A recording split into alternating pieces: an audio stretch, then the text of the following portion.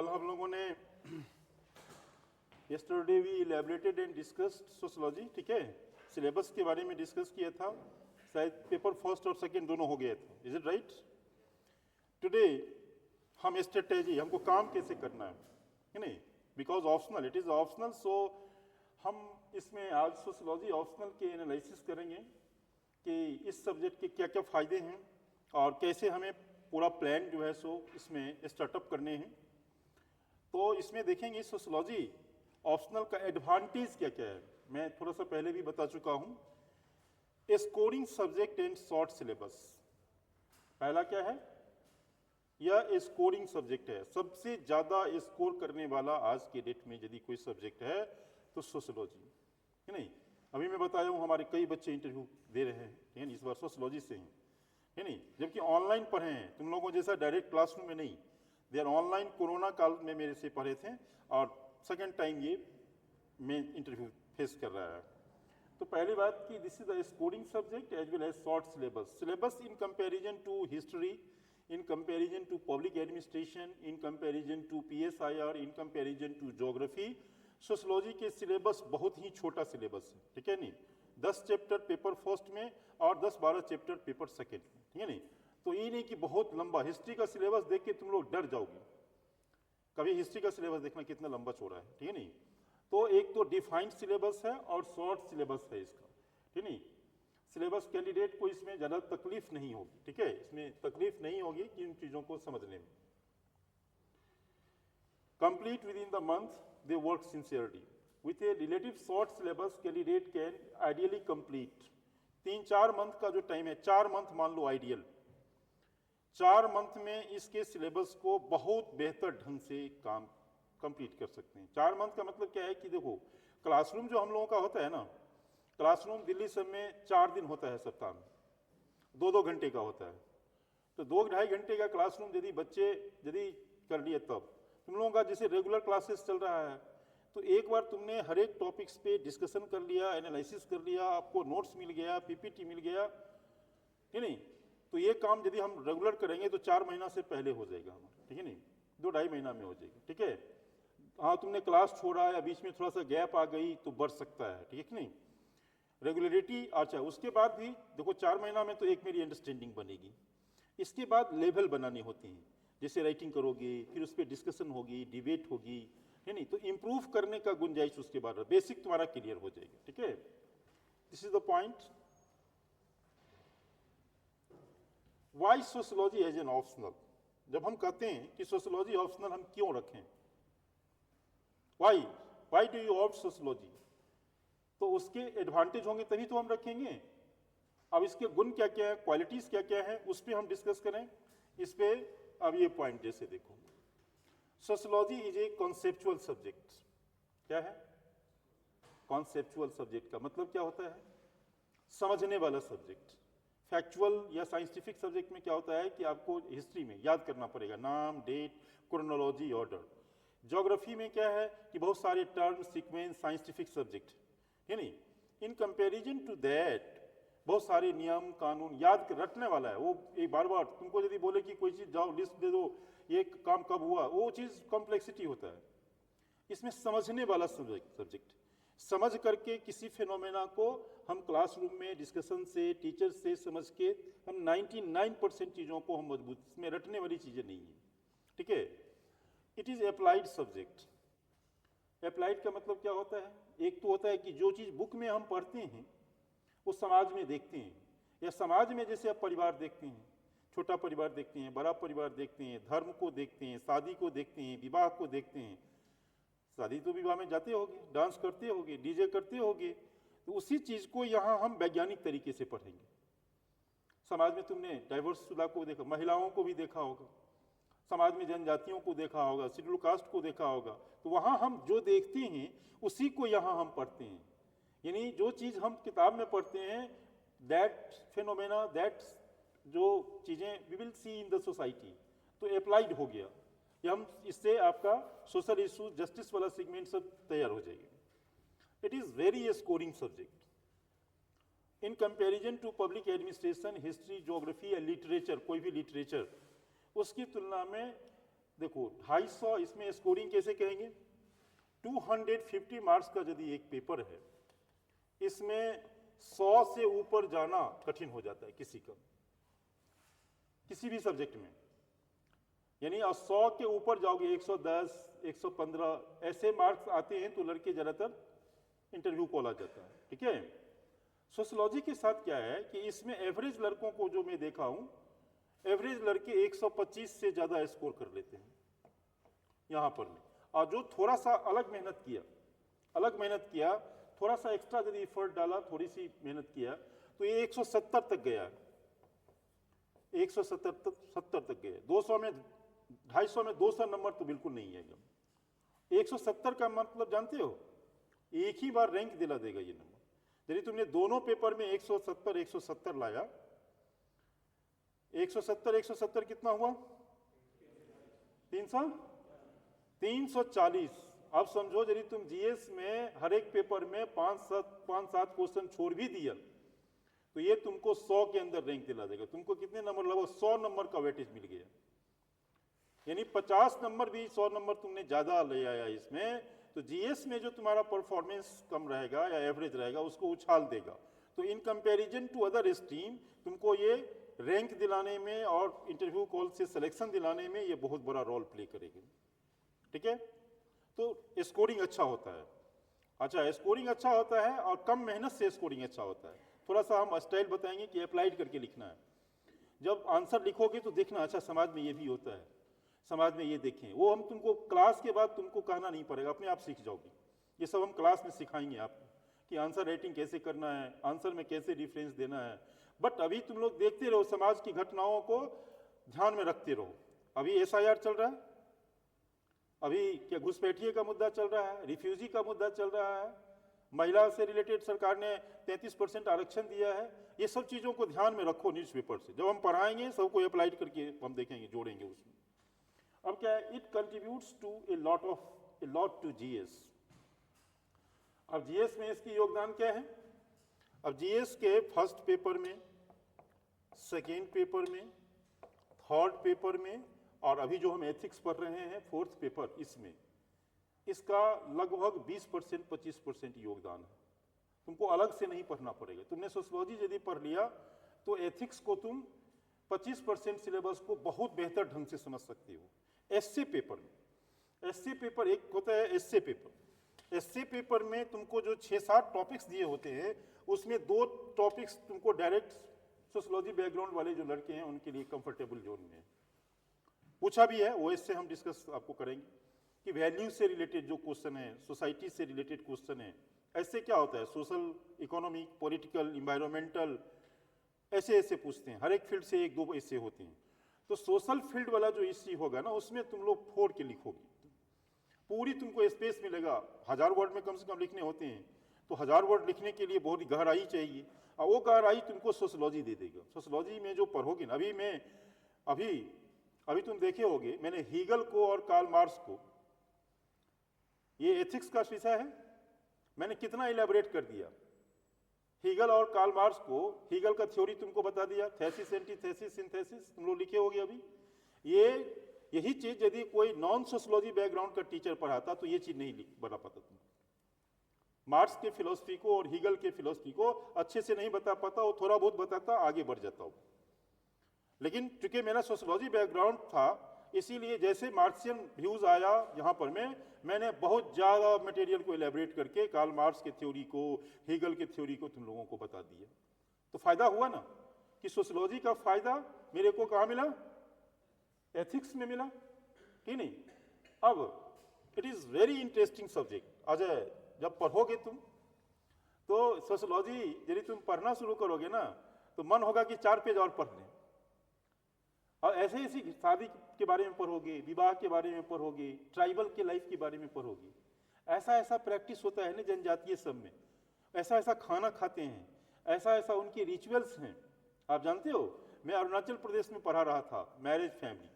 हम marriage family में भाई सब में कैसे marriage and like that system is that we define. So मैं पूछा कि what type of marriage in your communities.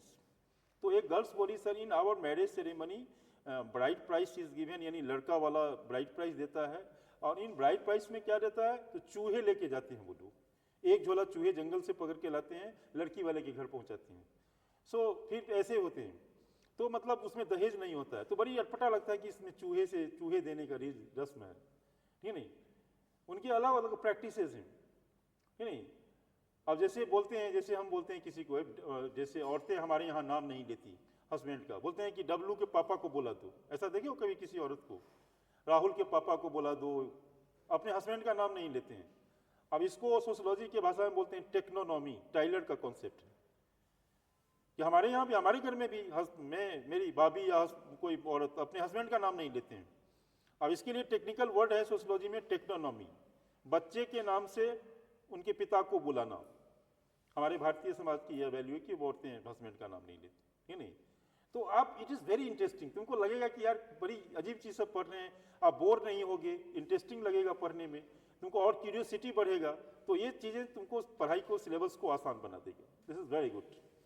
No problem of terminology and language. आप ज्योग्राफी में देखो terminology, there are so many problems of terminology. Altitude क्या है, equinox क्या है, लैटिट्यूड क्या है, कि नहीं, बहुत सारे ऐसे टर्म मिलेंगे, हजारों टर्म मिलेंगे, टर्म को समझने में प्रॉब्लम आएगा। इसमें ऐसा कुछ, इकोनॉमिक्स में टर्म मिलेंगे, पॉलिटी में भी बहुत सारे टर्म मिलेंगे, इवन की हिस्ट्री में भी टर्म मिलेंगे बहुत सारा तुमको, डेट से related, palaeolithic age, mesolithic age, ये सब वो सब मिलेंगे। तो लेकिन इसमें कोई नहीं टर्मिनोलॉजी की प्रॉब्लम, कहीं से कोई, एकदम सिंपल भाषा, सिंपल लैंग्वेज, बोलचाल की भाषा में हम लिखते, सिंपल इंग्लिश चाहिए, नहीं, simple and defined syllabus and short ones. Syllabus simple है, डिफाइंड है एकदम, सिलेबस को पढ़ के जाओ, टॉपिक्स को पढ़ के जाओ, जैसे मैं कल कार्ल मार्क्स ने बोला 4 टॉपिक्स ही पढ़ना है, रिसर्च नहीं करनी है, मोटे मोटे बुक नहीं पढ़ने हैं, टॉपिक्स पढ़ के जाओ, आंसर लिख के आओ।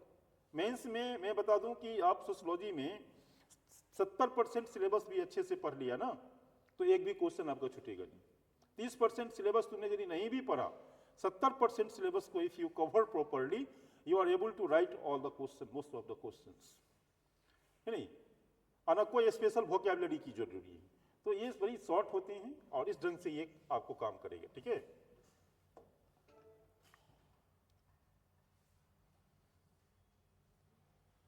About ample study material. अब सवाल है कि सिलेबस को पढ़ने के लिए अध्ययन सामग्री, मटेरियल भी तो चाहिए। अब मटेरियल जो आप तुम नेट पे जाओगे, सोशल मीडिया पे जाओगे, कहीं भी जाओगे, अलेल बलेल, मैंने एक ग्रुप बनाया हुआ है, उस ग्रुप में मैं भी था ज्वाइन। उसमें एक टीचर जो था वो सीरियसली तो पढ़ाता नहीं था सोशियोलॉजी, एक लड़के को किसी ने बोला कि बुक रिकमेंडेशन करना, उसने मेरे से, मैंने लिखा नहीं बुक का नाम, लेकिन हमारे बदले में किसी दूसरे टीचर ने ग्रुप में नाम भेजा, कम से कम 25 किताब का नाम, मोटी मोटी किताब, और ऐसी ऐसी किताब वो जिंदगी भर पढ़ते रह जाए तो फिर भी पागल हो जाएगा आदमी, ठीक नहीं। बिल्कुल इसके लिए स्टडी मटेरियल्स आपको नहीं जाना है, मैं आप फालतू किताब मत पढ़ना, मैं जो बताऊंगा उतना ही पढ़ना है आप, ठीक है। आप एनसीईआरटी में कल बोला था 4 बुक है, एनसीईआरटी का पहले पढ़ो बेसिक एकदम, उसके बाद मैं और 1-2 बुक बताऊंगा और एक मास्टर किताब बताऊंगा, उसको पढ़ लेना, अब बाकी हमारा note sufficient.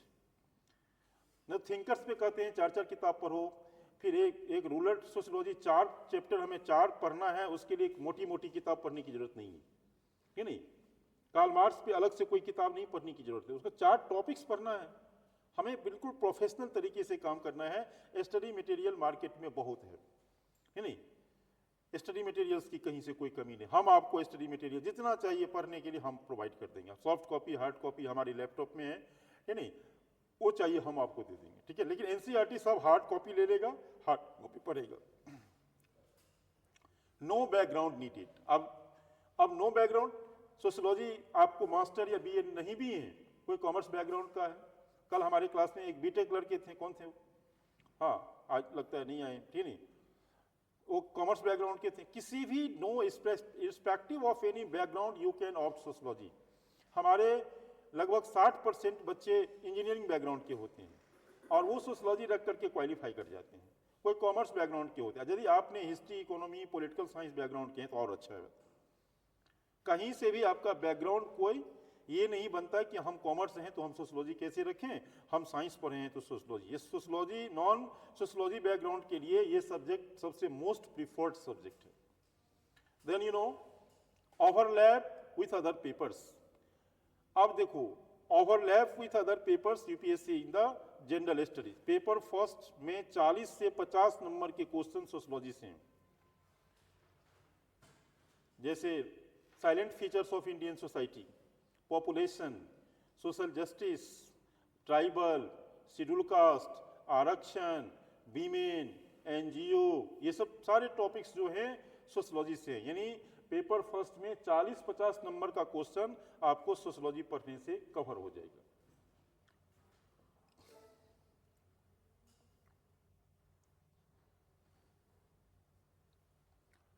Following questions from the GS paper first. अब देखो इल स्टेट बेटर।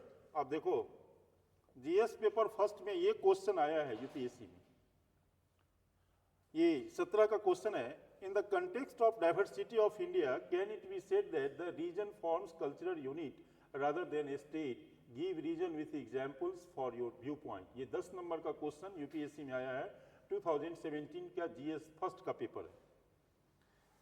अब ये डाइवर्सिटीज को लिखने के लिए सोशियोलॉजी बैकग्राउंड का जो लड़का है ना, उसको अलग से नहीं पढ़ना पड़ेगा। इसको सोशियोलॉजी बैकग्राउंड का लड़का बहुत अच्छे से कल्चर को समझता है, डाइवर्सिटीज को समझता है, कास्ट को समझता है, रिलीजन को समझता है, और they can better write this type of the question in perspective. Okay, so they are comfortable. फिर दूसरा क्वेश्चन आया, what are the 2 major legal initiative by a state since independence addressing discrimination against scheduled tribe. अब ये scheduled tribe का question है, हमारा एक entire chapter tribal पे है। तो हम जितना एक सोशियोलॉजी का स्टूडेंट जितना ट्राइबल समाज को समझेगा, जितना डीप में जाके वो पढ़ता है, उससे बेटर अंडरस्टैंडिंग दूसरे बैकग्राउंड के लड़कों के पास नहीं होगा। तो यू कैन राइट बेटर, और इसमें से 10 में से 5-6 नंबर आपको मिल सकता है। किसी को 3 मिलेगा तो आपको 5-6 मिलेगा अच्छे रेटिंग, क्योंकि आपके पास इन डेप्थ नॉलेज है, कंटेंट है, आपने ट्राइबल स्टडीज बहुत डीपली की है, अलग से भी नहीं पढ़ना पड़ेगी। तीसरा क्वेश्चन है, the spirit of tolerance and love is not only the interesting feature of Indian society from very early times, but it is also playing an important part in the present. Elaborate 15 marks. 15 number का question है। अब हमारे समाज में spirit of love and tolerance Indian society का विशेषता है। अब इस क्वेश्चन को भारतीय समाज के जो वैल्यू सिस्टम है, गांधीयन वैल्यू है, भारतीय समाज है, हमारा वैदिक समाज है, इन सब चीज़ों के बारे में जब हमको जानकारी होगी तो हम पाएंगे कि हमारे ऋग वैदिक समाज से टॉलरेंस को, सहिष्णुता को, हमारे रामायण, गीता, हमारे ग्रंथ, हमारे ट्रेडिशन में लव को, सहिष्णुता को बढ़ावा मिला है। तो एक सोशियोलॉजी बैकग्राउंड के इसके पास कंटेंट होता है, वह इस इंडियन सोसाइटी के फीचर्स को बेटर लिख पाएगा। Then distinguish between religiousness. अब देखो हमको रिलीजन पढ़ना है, रिलीजन आपका पार्ट है, पेपर फर्स्ट में भी चैप्टर है और सेकंड में इंडियन सोसाइटी वाला हमने डिस्कस किया है।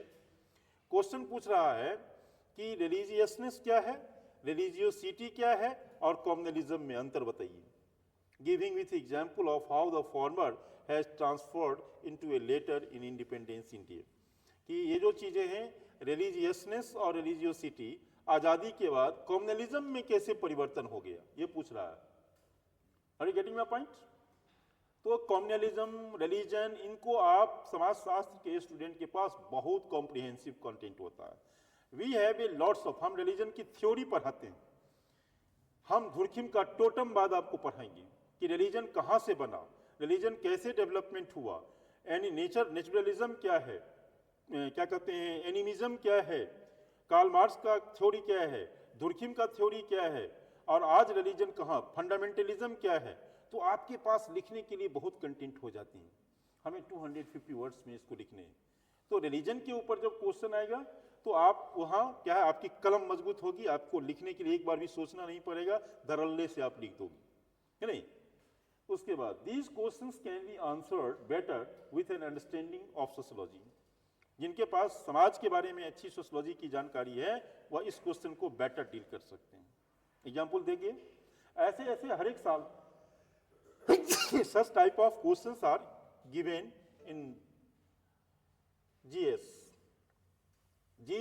And sociology optional.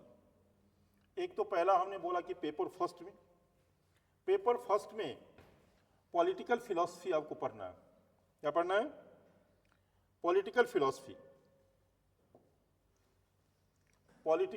आपको पढ़ना है, ठीक है।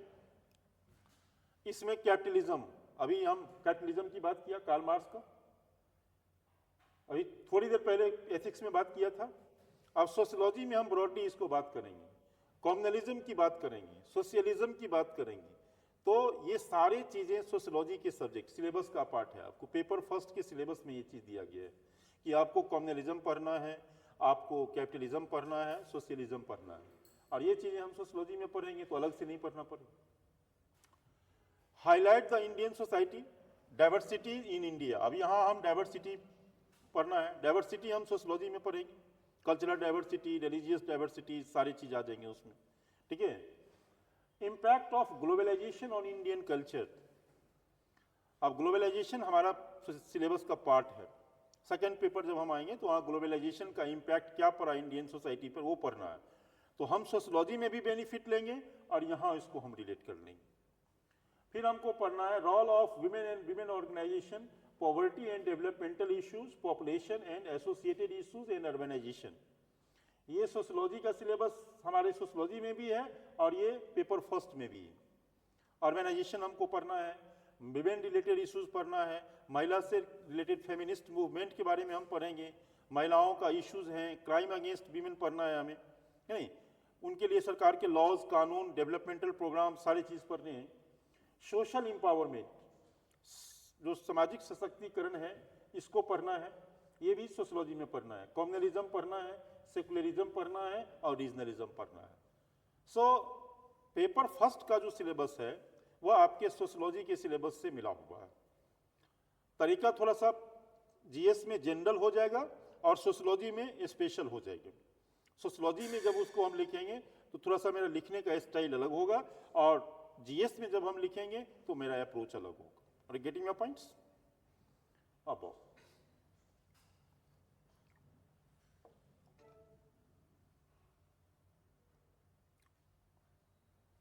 GS paper second. अब जीएस सेकेंड पेपर में सोशियोलॉजी का कौन कौन सा चीजें हैं जो टच करता है, हम पढ़ेंगे सोशियोलॉजी में, लेकिन जीएस जो syllabus always you should keep with you, हमेशा अपने साथ रखना। जीएस में ये पोर्शन है प्रेशर ग्रुप। प्रेशर ग्रुप हम पॉलिटिकल सोशियोलॉजी में पढ़ेंगे, कल हमने बताया था पेपर में। Formal and informal association, their role in the polity, pressure group के बारे में पढ़ेंगे, फॉर्मल ऑर्गेनाइजेशन के बारे में पढ़ेंगे, welfare scheme for vulnerable section, ये हम सोशियोलॉजी में भी पढ़ेंगे, यहाँ भी है। पॉपुलेशन हम सोशियोलॉजी में पढ़ेंगे, यहाँ भी है। Laws, institution, bodies constituted the protection and betterment of vulnerable section.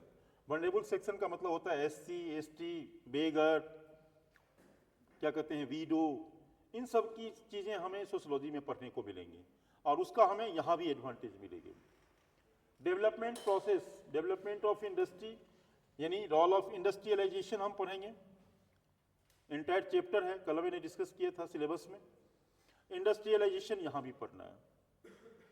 हमें एनजीओ के बारे में पढ़ना है, self help group SHG, various groups and association, donors, charitable organisation, institution and other stakeholder. ये सारे चीज जो हैं ये आपको सोशियोलॉजी और जीएस पेपर 2 में इंटरकनेक्टेड है, ठीक है।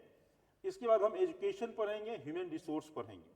एजुकेशन सिस्टम हमें पढ़ना है, एजुकेशन एंड सोशल चेंज कल ही में बताया था, तो एजुकेशन भी यहाँ कवर हो रहा है। Issue related to development and management, social sector, service relating to health, health related issues, ये सब भी जो सोशल सेक्टर है ये सोशियोलॉजी और यहाँ दोनों कनेक्टेड है। सिविल सर्विस इन डेमोक्रेसी, अब डेमोक्रेसी हम पढ़ना है, सिविल सोसाइटी पढ़ना है और सिविल सर्विसेज पढ़ना है, पॉलिटिकल सोशियोलॉजी का पार्ट है, ठीक नहीं। वो पेपर फर्स्ट में भी है और सेकंड में भी है। Civil society, democracy, citizenship, secularism दोनों पेपर में है और दोनों पेपर में यदि हम पढ़ लेंगे तो ग्लोबल, इंडिया और फिर इसको तो ऐसे उठ जाएगा, इसके क्वेश्चन यहाँ भी पूछेगा।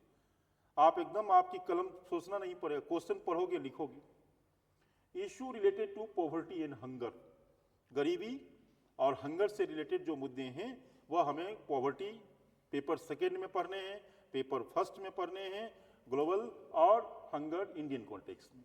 सो इन दिस सेंस यहाँ भी क्या है, सेकेंड पेपर में हमें सोशियोलॉजी बहुत मदद करेगा। सेकेंड पेपर जीएस, वो भी 250 नंबर का होता है, यानी मान के चलो 70-80 नंबर के क्वेश्चन सोशियोलॉजी वाले आराम से लिख देंगे। आप 250 नंबर में 160-70 नंबर के लिए आप तैयारी करो। सोशियोलॉजी पढ़ने से वहां भी आपको 70-80 नंबर का वेटेज मिल रहा है।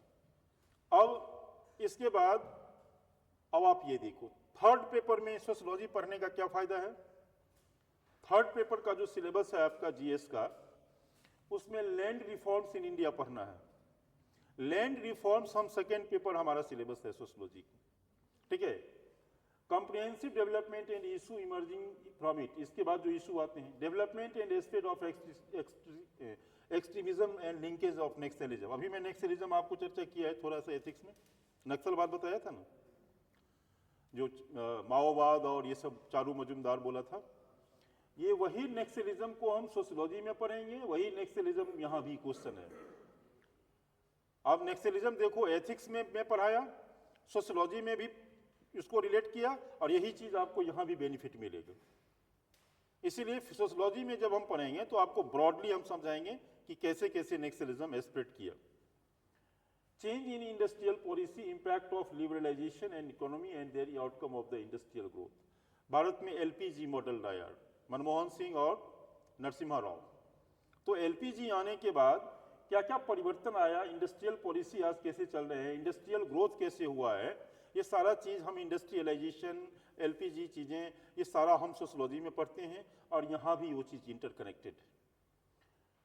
अब आओ जीएस पेपर फोर्थ, अभी जो हमने एथिक्स कर रहा, जीएस पेपर फोर्थ में अभी हमने value system, role of family society, educational institution, inculcating values, हम जितना भी एथिक्स में बात करते हैं, एडमिनिस्ट्रेटर के बारे में, lesson from the moral teachings leaders के बारे में। अब राजा राम मोहन राय हम वहां भी पढ़ेंगे, गांधी को हम सोशियोलॉजी में भी पढ़ेंगे।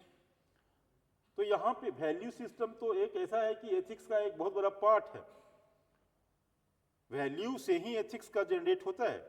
तो यहाँ क्या होगा कि एथिक्स का जो लगभग 25% सिलेबस है, वहां सोशियोलॉजी पढ़ने के बाद एथिक्स के पेपर को आप बेटर समझ सकते हो, उसके ऊपर में बेटर आप व्यू बना सकते हो, ठीक है नहीं। ये सारे हमारे सिलेबस हैं। अब आओ एक और एरिया, एस्से पेपर। आपका एस्से 250 नंबर का होता है, एक एस्से 1000 वर्ड में लिखना है, 125 नंबर का एक एस्से, 125 नंबर का एक एस्से। सेक्शन ए और बी रहता है एस्से में। सेक्शन ए में 4-5 टॉपिक्स रहेंगे और सेक्शन बी में 4-5 टॉपिक्स रहेंगे, उसमें से एक टॉपिक्स आपको लिखना होता है। Are you getting my points? There are total 6 to 8 topics given. Out of 8 topics, you have to write 2 topics. 2 topics base से लिखने हैं, लंबे लिखने हैं, एक टॉपिक से मतलब 1000 वर्ड कम से कम लिखने हैं आपको। अब एस्से पेपर में क्या है, अब देखो एस्से पूछा गया है कि the destiny of nation is shaped in its classroom. ये एस्से पूछा गया है यूपीएससी में, ये एस्से का टॉपिक्स है। Fulfilment of new women in India is a myth. आप लिखना है इसमें 1000 words. Does Indian cinema shape our popular culture और मेयरली रिफ्लेक्ट इट। अब यहां क्या वर्ड आ गया, कल्चर, गौर करो। और कल्चर हमारा ऐसा सब्जेक्ट है, कल्चर को और सिनेमा को हम इतना बेटर से सोशियोलॉजी का स्टूडेंट समझेगा, दूसरे स्ट्रीम का स्टूडेंट नहीं समझ सकता। The Indian society at the cross road, Bharatiya Samaj असमंजस में। अब ये टॉपिक्स आ गया, Indian society at the cross road, यानी हम ट्रेडिशनल बने रहे या मॉडर्न की तरफ जाएं। हम उस चौराहे पे खड़ा हैं जहां से हमको पता नहीं चल रहा है कि Indian society tradition and modernity पे क्वेश्चन आया है। अब इस क्वेश्चन को जो सोशियोलॉजी वाला स्टूडेंट फोड़ के लिखेगा, पूरे एकदम दमखम के साथ लिखेगा, उसके पास इतने कंटेंट होते हैं लिखने के लिए, ठीक नहीं। The composite culture of India, अब ये कल्चर, ये भी कल्चर से क्वेश्चन आ गया, ऐसे टॉपिक्स आ गए। इस क्वेश्चन को आप बेटर ढंग से लिख सकते हैं, ठीक है। और भी बहुत सारे आए, बहुत सारे और भी ऐसे 10-20 टॉपिक्स ऐसे मिल जाएंगे। तो एस्से पेपर जो 250 नंबर के होते हैं उसमें लड़कों की हालत खराब हो जाती है लिखने में, और एस्से पेपर आपने बढ़िया से लिखा तो अच्छे स्कोर आप करोगे उसमें, मोर देन आपको 250 नंबर में 150 नंबर से ऊपर आप ला सकते हो, क्योंकि सोशलॉजी बैकग्राउंड के लड़कों का सोसाइटी के बारे में, सोशल इंस्टीट्यूशन के बारे में बहुत सारी अच्छी जानकारी, टेक्निकल जानकारी होती है। तो सोशल टॉपिक्स पे आप ऐसे लिखो, स्वाभाविक है नहीं। अब इसमें क्या है, इसके अलावा और भी पर्सनैलिटी टेस्ट जब आपका होगा, मान लीजिए इंटरव्यू में आप जाते हो, तो इंटरव्यू में भी इसका एडवांटेज है कि sociology optional can help you many the question asked are based on the social problem and current affairs. समाज में sociology can give you the added advantage, जो लगभग आपके इंटरव्यू में 4-5 क्वेश्चन ऐसे होंगे समाज के बारे में पूछते हैं कि क्या इशू चल रहा है, क्या मुद्दा चल रहा है, कॉन्फ्लिक्ट क्या चल रहा है, SIR आ रहा है, अब पूछ देगा कि SIR क्या है। अब SIR के ऊपर में आप सोशलॉजी स्टूडेंट होने के नाते बेटर जानकारी है, ठीक नहीं। अब अभी 33% रिजर्वेशन महिला को दिया, तो ऑलरेडी आप पहले से पढ़े हैं, तो आपको नया नहीं लगेगा कि उसको हम जस्टिफाई करेंगे। महिला का एम्पावरमेंट हो रहा है, वहां से क्वेश्चन दे देगा, तो विमेन एम्पावरमेंट पे आपके पास बहुत ही टेक्निकल जानकारी होती है, उस क्वेश्चन को जवाब देने में आप कहीं रुकेंगे नहीं, है नहीं। नॉर्थ ईस्ट का प्रॉब्लम है, नॉर्थ ईस्ट में एथनिक प्रॉब्लम है, मणिपुर की प्रॉब्लम है, इन सब मुद्दों पे आपको, उनके सामाजिक चीज़ों को आप जानते हैं, तो सामाजिक चीज़ों को जानते हैं तो आपके पास बेटर सॉल्यूशन होता है, आप वो सजेस्ट कर सकते हो बोर्ड को, ठीक है। तो इसका वहाँ इंटरव्यू में भी इस सब्जेक्ट का फायदा हमें मिलेगा, ठीक है। अब आओ सोशियोलॉजी ऑप्शनल का डिसएडवांटेज क्या है। अभी तो मैंने कहा कि सर फायदे ही गिनाते हैं, हर एक चीज का कुछ नुकसान भी होता है, ठीक है, तो जान लो। Sociology as a science subject, and so sociology is a social science subject, and so unlike the core science, some of the concept interpretation can be subjective. This may be lead to subjective correlation by the examiner. अब क्या होता है, अब देखो, अब मान लो cast और religion, cast और रिलीजन के ऊपर में जब भी क्वेश्चन लिखना है, मान लो हम हिंदू हैं, हम ब्राह्मण हैं, तो जब हम क्वेश्चन लिखने रहते हैं ना तो हम इमोशनल हो जाते हैं। हिंदू यदि गलत करेगा तो हम कहेंगे कि नहीं हिंदू में ये चीज गलत है, वैज्ञानिक सोच रखना है, ये नहीं कि हम हिंदू हैं ब्राह्मण हैं तो कहेंगे नहीं ब्राह्मण तो अच्छे होते हैं, ब्राह्मणों को, हमारा एक इमोशन आ जाता है। तो क्वेश्चन को लिखते समय सबसे बड़ा है कि समाज में हमारा अपना एक जाति है, एक धर्म है, एक कल्चर है, तो हम अपने कल्चर को ओवर इम्फेसाइज कर देते हैं। सोशियोलॉजी में महिला है तो पुरुष जो होगा तो वो पेट्रियार्कल व्यू माइंडसेट के साथ होता है, वो महिलाओं के लिए प्रो नहीं होता है। तो इन सब चीज़ों को ध्यान रखना है कि क्वेश्चन का आंसर करते समय हम अपने मन में बिल्कुल न्यूट्रल रहें, फैक्चुअल रहें, कहीं से भी अपनी जेंडर, रिलीजन, कास्ट, इन सब चीज़ों को हम नहीं जोड़ें। अब जैसे सोशियोलॉजी के एक थिंकर्स हैं, क्या कहते हैं, सोशियोलॉजी के जो फादर हैं, इंडियन सोशियोलॉजी के जो father GS Ghurye, MN Srinivas, ये सब ब्राह्मण थे। उन पे मोस्ट ऑफ द सोशियोलॉजिस्ट आरोप लगाते हैं कि इन्होंने सेंसिटाइजेशन या पूरा अपना जो थ्योरी दिया सोशियोलॉजी में, बुक जो लिखी उसमें उन्होंने ब्राह्मण थे इसलिए ब्राह्मणवादी विचारों को बढ़ा चढ़ा के लिखा, ठीक नहीं, तो बहुत सारी आलोचना हुई उनकी। तो ये ध्यान रखना है कि while writing the answer in UPSC you have to just present yourself neutral stand। हमारे खिलाफ कोई यदि फैक्ट्स है, फाइंडिंग्स है, कोई ऐसी चीज है तो उसको हम लिखेंगे, उससे मेरा मतलब नहीं है कि अपने कास्ट को, अपने रिलीजन को, अपने धर्म को, अपने कल्चर को अलग रखना है और हम एक ब्यूरोक्रेट की तरह सोचेंगे, ऑफिसर्स लाइक कि वो गलत है तो है कि नहीं। तो यहाँ थोड़ा सा खतरा बना रहता है कि हम सब्जेक्टिव चीजों को ज्यादा नहीं लें, ऑब्जेक्टिव बने रहें, अपनी फीलिंग्स, इमोशन, आपको जो अच्छा लग रहा है उनको अवॉइड करें, जो सही है, जो चीजें उनको विश्लेषण करके आप लिखिए, नहीं, ठीक है। एक तरह से डेंजर है। आप देखो बुक है, अब देखो बुक तो है, इसमें हम अभी आपको इसमें से अब ये बुक सब आप अभी मैं रिकमेंड नहीं करूंगा, आप AR देसाई पढ़ सकते हो। अभी यदि हमको बोलोगे तो इसमें से कुछ बुक मैं आपको रिकमेंड करूंगा। AR देसाई पढ़ सकते हो, क्योंकि ये GS में भी मदद करेगा। Social background of Indian nationalism, ठीक है, जो बुक में मार्क किया हूं उसको लिखना। इंडियन सोशोलॉजिकल थॉट नागला का पढ़ सकते हो। सोशल चेंज पढ़ सकते हो। रूरल सोशोलॉजी दोषी एंड जैन को पढ़ सकते हो।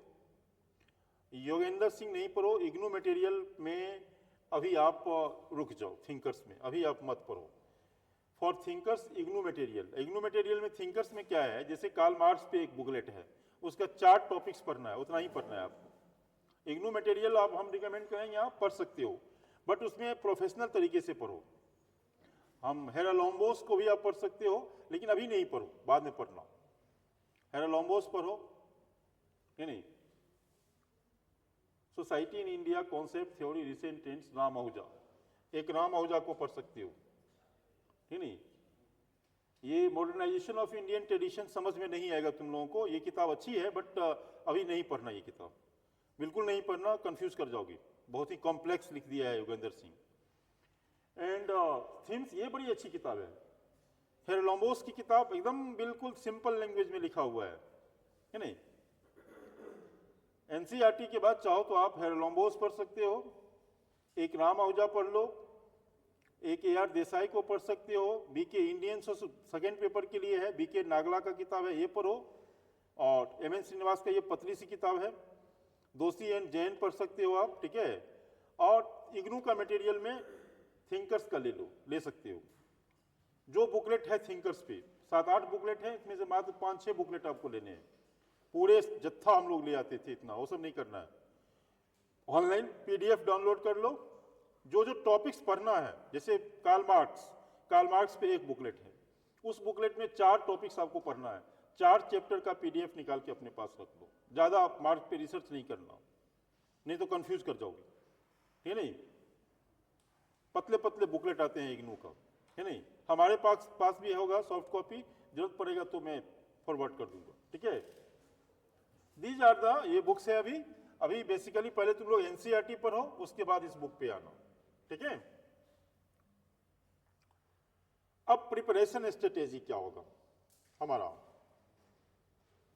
NCERT 11th और 12th, पहले हम इसको पढ़ेंगे, ठीक है। पहले किसको पढ़ेंगे, ये 4 बुक हैं NCERT 11th 12th को will complete it firstly, then sociology themes and perspective by Haralambos. अभी जो पहला बुक जो था हेरालोम्बोस का, ये सोशियोलॉजी का इंसाइक्लोपीडिया माना जाता है, पेपर फर्स्ट के लिए। सेकेंड में भी रिलेटेड है, लेकिन ये बुक आप बाद में पढ़ना, जब हेरालोम्बोस पढ़ना, जब NCERT हो जाए तब। बहुत समझ में, एक भी किसी से पूछना नहीं पड़ेगा, ये इतनी अच्छी किताब लिखी है कि तुम पढ़ोगे एकदम सिंपल लैंग्वेज। फॉरेन ऑथर्स जितने भी हैं बड़ी सिंपल लैंग्वेज में लिखा है, और इंडियन ऑथर्स जो है श्रीनिवास और इसका किताब पढ़ोगे, योगेंद्र सिंह का ऊपर इतना बम्बार्डिंग वर्ड और वोकैब का यूज कर दिया है, क्रॉस कर जाएगा, है नहीं। Understanding all fundamentals concept, case studies, reading will help you. सारा चीजें फंडामेंटल कॉन्सेप्ट, केस स्टडीज जितने भी हैं सारे आ जाएंगे। फोकस ऑन थिंकर्स, अब ये थिंकर्स में हमें फोकस करना है सबसे ज्यादा। ये जो थे थिंकर्स हैं, पेपर फर्स्ट में तुमने थिंकर्स को अच्छे से कवर कर लिया, half the job is considered done. 6 thinkers पढ़ना है आपको, थिंकर्स के व्यूज ओपिनियन, टोटल 20 टॉपिक्स पढ़ना है, 18-20 टॉपिक्स पढ़ना है। तो थिंकर्स बहुत महत्वपूर्ण होते हैं, उनके आपको पढ़ने के हैं, इमाइल दुर्किम पढ़ना है, मार्क्स पढ़ना है, पार्सन्स पढ़ना है, वेबर पढ़ना है, जॉन हर्बर्ट मीड पढ़ना है, रॉबर्ट मर्टन पढ़ना है। इतने थिंकर्स आपको पढ़ने हैं कि नहीं, इनके विचारों को हम समझेंगे, ठीक है। अब thinkers as mentioned in the source of the question, thinkers से अच्छे खासे क्वेश्चन आते हैं, ध्यान रखना, ठीक नहीं। अब देखो क्वेश्चन कैसे आए हैं यूपीएससी में, जो क्वेश्चन आए हैं, do you think I and me are central themes of Mead's work, 10 marks, paper 1 18 में क्वेश्चन आया। अभी तुमको कुछ नहीं याद किया है, इस क्वेश्चन पे तुम एक लाइन भी नहीं लिया। आई और मी क्या होता है अभी मैं तुम पढ़ा ही नहीं है। मैं जब क्लास के बाद एक बार यदि मैं तुमको समझा दूं, इलेबरेट कर दूं, तो तुम इस क्वेश्चन को 200 वर्ड में आराम से लिख लोगे। कुछ नहीं करना है, बस क्लास करो, सुनो, एंड आफ्टर दैट चीजों को ले लो। एक ही टॉपिक्स पढ़ना है मीड को, माइंड, सेल्फ एंड सोसाइटी में उसने आई और मी का कॉन्सेप्ट दिया था।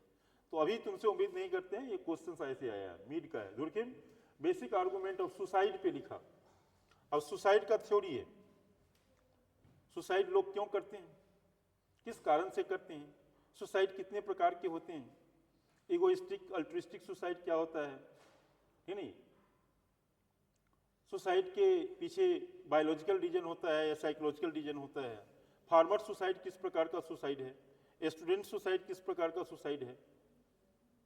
इस बार भी क्वेश्चन आया है कि यंग लड़कियां ज्यादा सुसाइड करती हैं, अनमैरिड लड़कियों में सुसाइड बढ़ रही है, रीजन बताइए। रिलेट कर दिया धुरखिम के थ्योरी से। भारत में अनमैरिड लड़कियां सुसाइड ज्यादा करने लगी है, अब उसको थ्योरी से जोड़ दिए। भारत में सुसाइड कौन करते हैं, लड़के, यंग लड़के ज्यादा करते हैं, कोटा में पढ़ने वाले लड़के ज्यादा करते हैं, कोटा में सबसे ज्यादा सुसाइड होता है। अब पढ़ाई में आईआईटी और आईआईएम नहीं मिला, नीट क्वालिफाई नहीं किया, सुसाइड कर लिए, ठीक नहीं, स्टूडेंट सुसाइड बढ़ रहा है, क्यों? तो उसके हम रीजन पढ़ेंगे जब धुरखिम को पढ़ेंगे थ्योरी तब, ठीक नहीं।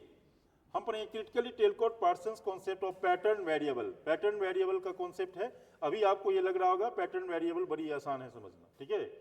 हम तीन टॉपिक्स पढ़ रहे हैं टेलकोट पार्सन्स से।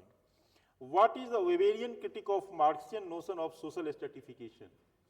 वेबर ने कार्ल मार्क्स को आलोचना कैसे किया। सोशल स्ट्रेटिफिकेशन अभी आप जानते नहीं हो, पेपर फर्स्ट का तीसरा ही चैप्टर है social stratification.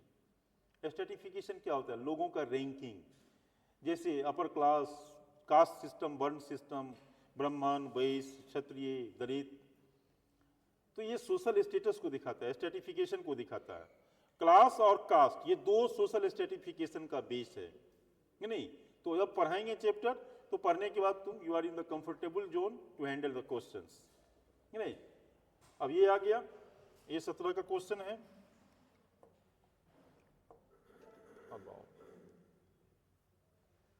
Analysis. Throughout the syllabus, there are concepts from the different chapter that you must relate with one another.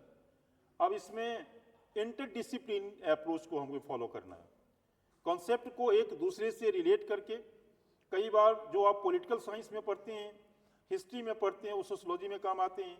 Sociology को एंथ्रोपोलॉजी से जोड़ करके, सोशियोलॉजी को पॉलिटी से जोड़ करके, हर एक सब्जेक्ट एक दूसरे से इंटरकनेक्टेड है।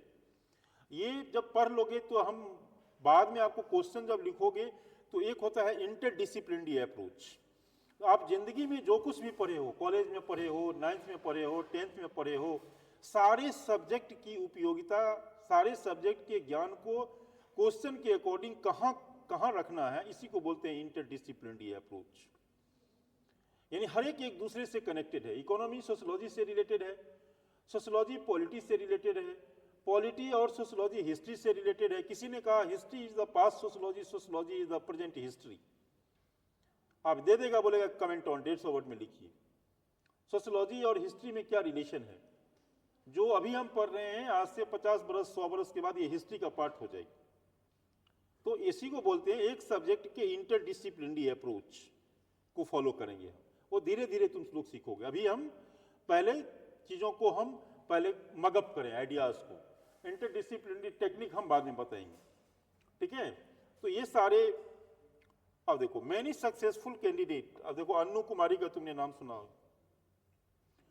इला त्रिपाठी का नाम सुना, हैव रिकमेंडेड दिस बुक, कि नहीं, सोशियोलॉजिकल थ्योरी, रिटिजर का किताब जो है। रिटिजर अभी जरूरत नहीं है लेकिन पढ़ोगे, थिंकर्स का बुक है ये। बहुत सारे लोग, हेरोलोम्बोस बड़ी कॉम, हेरोलोम्बोस अभी पढ़ो, रिटिजर बाद में पढ़ना, थोड़ा सा अभी लेंदी हो जाएगा वो। रिटिजर पढ़ना बाद में पढ़ना, अभी पढ़ने की जरूरत नहीं है। तो ये चीजें डायनेमिक है, बदलाव लिए होता है कई बार। Indian society here current affairs particularly with an Indian perspective. आप जो जीएस में पढ़ोगे, जीएस में पढ़ोगे जो चीज टीचर आएंगे आपको पढ़ाएंगे। सोशल जस्टिस पढ़ा के गए हैं टीचर, पढ़ेंगे, पढ़ा के गए हैं ना। तो ये सोशल जस्टिस जो तुम जीएस में पढ़े हो, इसका उपयोग सोशियोलॉजी में भी हो जाएगा। इंडियन सोसाइटी को पढ़ा के गया है, नहीं पढ़ा के, मैं पढ़ाता हूँ जनरली ये सेगमेंट, लेकिन इस बार मैं तुम्हारा एथिक्स पढ़ाऊंगा। तो इंडियन सोसाइटी में जो तुम पढ़ोगे जीएस में, तुम इकोनॉमिक्स में जो तुम पढ़ोगी, तुम हिस्ट्री में जो मॉडर्न इंडिया जो तुमको पढ़ाएंगे, वो नॉलेज का उपयोगिता सोशियोलॉजी में भी है। और सोशियोलॉजी में जो तुम पढ़ोगी वो तुमको हिस्ट्री को भी समझने में मदद करेगी, इकोनॉमिक्स को भी समझने में मदद करेगी। Are you getting my point? तो सारे एक सब्जेक्ट के साथ तालमेल बैठा के देखना है। Is it right? ऐसा नहीं कि ये सोशियोलॉजी का है वो इकोनॉमिक्स का। जहां कोई कॉमन टॉपिक्स मिले उसको सोशियोलॉजिकल तरीके से भी पढ़ेंगे और जीएस के तरीके से भी पढ़ेंगे। तरीका थोड़ा सा बदल जाएगा लेकिन पढ़ना तो है ही।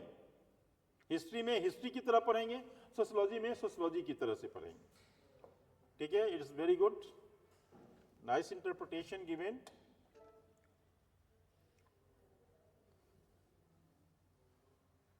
Whenever you write answer writing, अब इसमें हम देखेंगे आंसर राइटिंग कैसे करना है हमें। आंसर राइटिंग बहुत महत्वपूर्ण चीज होता है। Always cot a few relevant and current facts. जब भी आप आंसर राइटिंग करते हो सोशियोलॉजी में तो ध्यान रखना आपको करंट चीजों को उसमें कोट करो। अभी जो सोसाइटी में साल भर के अंदर में कोई घटना हुई, कोई डाटा आया, कोई रिपोर्ट आया, उन सबको अपने आंसर में ऐड करते रहो। कोई लेटेस्ट सर्वे हुआ, ये सब चीज आपको जीएस में जो पढ़ोगे ना, उन सब चीजों को आंसर में लिखने से आपका आंसर इनरिच्ड होता है, बेटर बनता है। नहीं, real life example of utmost, real life का एग्जाम्पल दो, this will help you to substantiate point. Real life में जो घटनाएं हुई, लेकिन आप जो भी बात कहते हो उस बात में या तो रिपोर्ट कर रहा है, या कोई टेक्स्ट बुक आया है, सरकार का सर्वे हुआ है, या कोई पॉपुलेशन का सर्वे है, इन सब चीज़ों को, या सरकार के गजेटियर में है, इंडिया ईयर बुक में है, सरकार ने उसको मान रखा है, इन सब चीज़ों से हम कोई बात कहते हैं तो अपने पक्ष में कहना family, national family health services, crime bureau of India. अब हम कहेंगे कि महिलाओं के खिलाफ अपराध होता है, महिलाओं के खिलाफ अपराध में वृद्धि हुई है, ऐसा हम नहीं कह रहे, national crime bureau of India कह रहा है कि पिछले साल की तुलना में इस साल महिलाओं के विरुद्ध क्राइम में बढ़ोतरी हुई, डाटा इतना परसेंट से इतना परसेंट हुआ। यदि डाटा नहीं जानते हो, तुमको रिपोर्ट मालूम है, तो तुम लिख देना कि ग्रोथ वृद्धि हुई, काम चल जाएगी। लेकिन एनसीआरबी का आपको लिखना है reference, according to NCRB the crime against women is increasing. हम अपनी बात जो कहते हैं ना, उसको इन सब बातों से ताकत देते हैं। For example, when you talks about the problem of religious minorities in India, you can cite the SC verdict on triple तलाक। अब जब हम माइनॉरिटी की महिलाओं की बात करेंगे तो इस पे सुप्रीम कोर्ट का क्या डिसीजन था, 3 तलाक के मुद्दे पे सुप्रीम कोर्ट ने क्या कहा। माइनॉरिटी की बात करेंगे तो सच्चर कमेटी ने क्या कहा। सच्चर कमेटी जानते हो, सच्चर कमेटी का रिपोर्ट 2005-6 में आया था, उसकी रिपोर्ट हम पढ़ेंगे, हम लिख देंगे सच्चर कमेटी ने कहा कि माइनॉरिटी में गरीबी ज़्यादा है, लिटरेसी ज़्यादा है, ये है वो है, ढेर सारा प्रॉब्लम गना देंगे हम, ठीक है नहीं। फिर हम क्या लिखेंगे, India and give skewed sex ratio, Bharat में सेक्स रेशियो लिंगानुपात, एंड वेरियस स्टेट्स, अलग अलग स्टेट में लड़कियों की जनसंख्या कम रही है। ये क्यों कम रही है सेक्स रेशियो, इसके पीछे रीजंस क्या है। विमेन एम्पावरमेंट जब हम लिख रहे हैं तो उनसे रिलेटेड चीज़ों को हम इसमें शामिल करेंगे। अब सेक्स रेशियो को लेकर के सरकार का क्या योजना है, बेटी बचाओ बेटी पढ़ाओ। अब बहुत सुधर गया, पंजाब में हरियाणा में बहुत अच्छी स्थिति में आ रही है, बेटियों का के प्रति लोगों का एटीट्यूड बहुत बदल गया है नहीं, ये 5-10 साल में, है नहीं। तो हम चीज़ों को, कंटेम्प्रेरी चीज़ों को समेटते हुए तब व्यू बनाएंगे। Quotation are also important tool to make sure your answer stands out, but make sure the quotes जो आप कोटेशन का भी यूज करते हो, आप लिखते लिखते, जैसे महिला के ऊपर में गांधी जी ने कुछ कह दिया था, विवेकानंद ने कहा कि if women are educated entire family is educated, entire family is educated, it means entire society is educated. यदि महिला शिक्षा के ऊपर में लिखा था तो विवेकानंद का कोट, कभी गांधी का कोट, कभी ऋग्वेद का कोट, यत्र नारी पूज्यन्ते रमन्ते तत्र देवता कहा गया है। ऋग्वेद में कहा कि जहां नारी की पूजा होती है वहां देवता निवास करते हैं। तो ऐसे कोटेशन बीच बीच में आंसर में डालने से आपका आंसर एवरेज से ज्यादा जाता है, यानी कि आपको 4 नंबर मिलने वाला था, आपको 5 नंबर मिलेगा, 6 नंबर मिलेगा। तो कोई ऐसा कोटेशन है, ऐसे महापुरुष का, कोई ग्रंथ का, कोई ऐसे महान लोग कुछ कहे हैं महिला के ऊपर में, समाज के बारे में, तो उनको लिखना है, धर्म के बारे में। कोटेशन देना आंसर में, ठीक है। अब paper second, paper second should also remember that newspaper, इसमें न्यूज़पेपर आपको बहुत मदद करेगी, important source of the answer. Newspaper, बिल्कुल न्यूज़पेपर योजना, पेपर सेकेंड पेपर के लिए योजना एक मैगजीन आता है पतली, देखिए वो मैगजीन पढ़ना, न्यूज़पेपर पढ़ना, रोज सामाजिक प्रॉब्लम, सोशल इश्यूज मुद्दे आते हैं। अभी एसआईआर का मुद्दा है, कभी कास्ट का मुद्दा रहेगा, कभी कम्युनलिज्म का मुद्दा रहेगा, कभी विमेन का मुद्दा रहेगा, कभी ट्राइबल इश्यूज को लेकर के एडिटोरियल पढ़ना, खास करके गहरी news.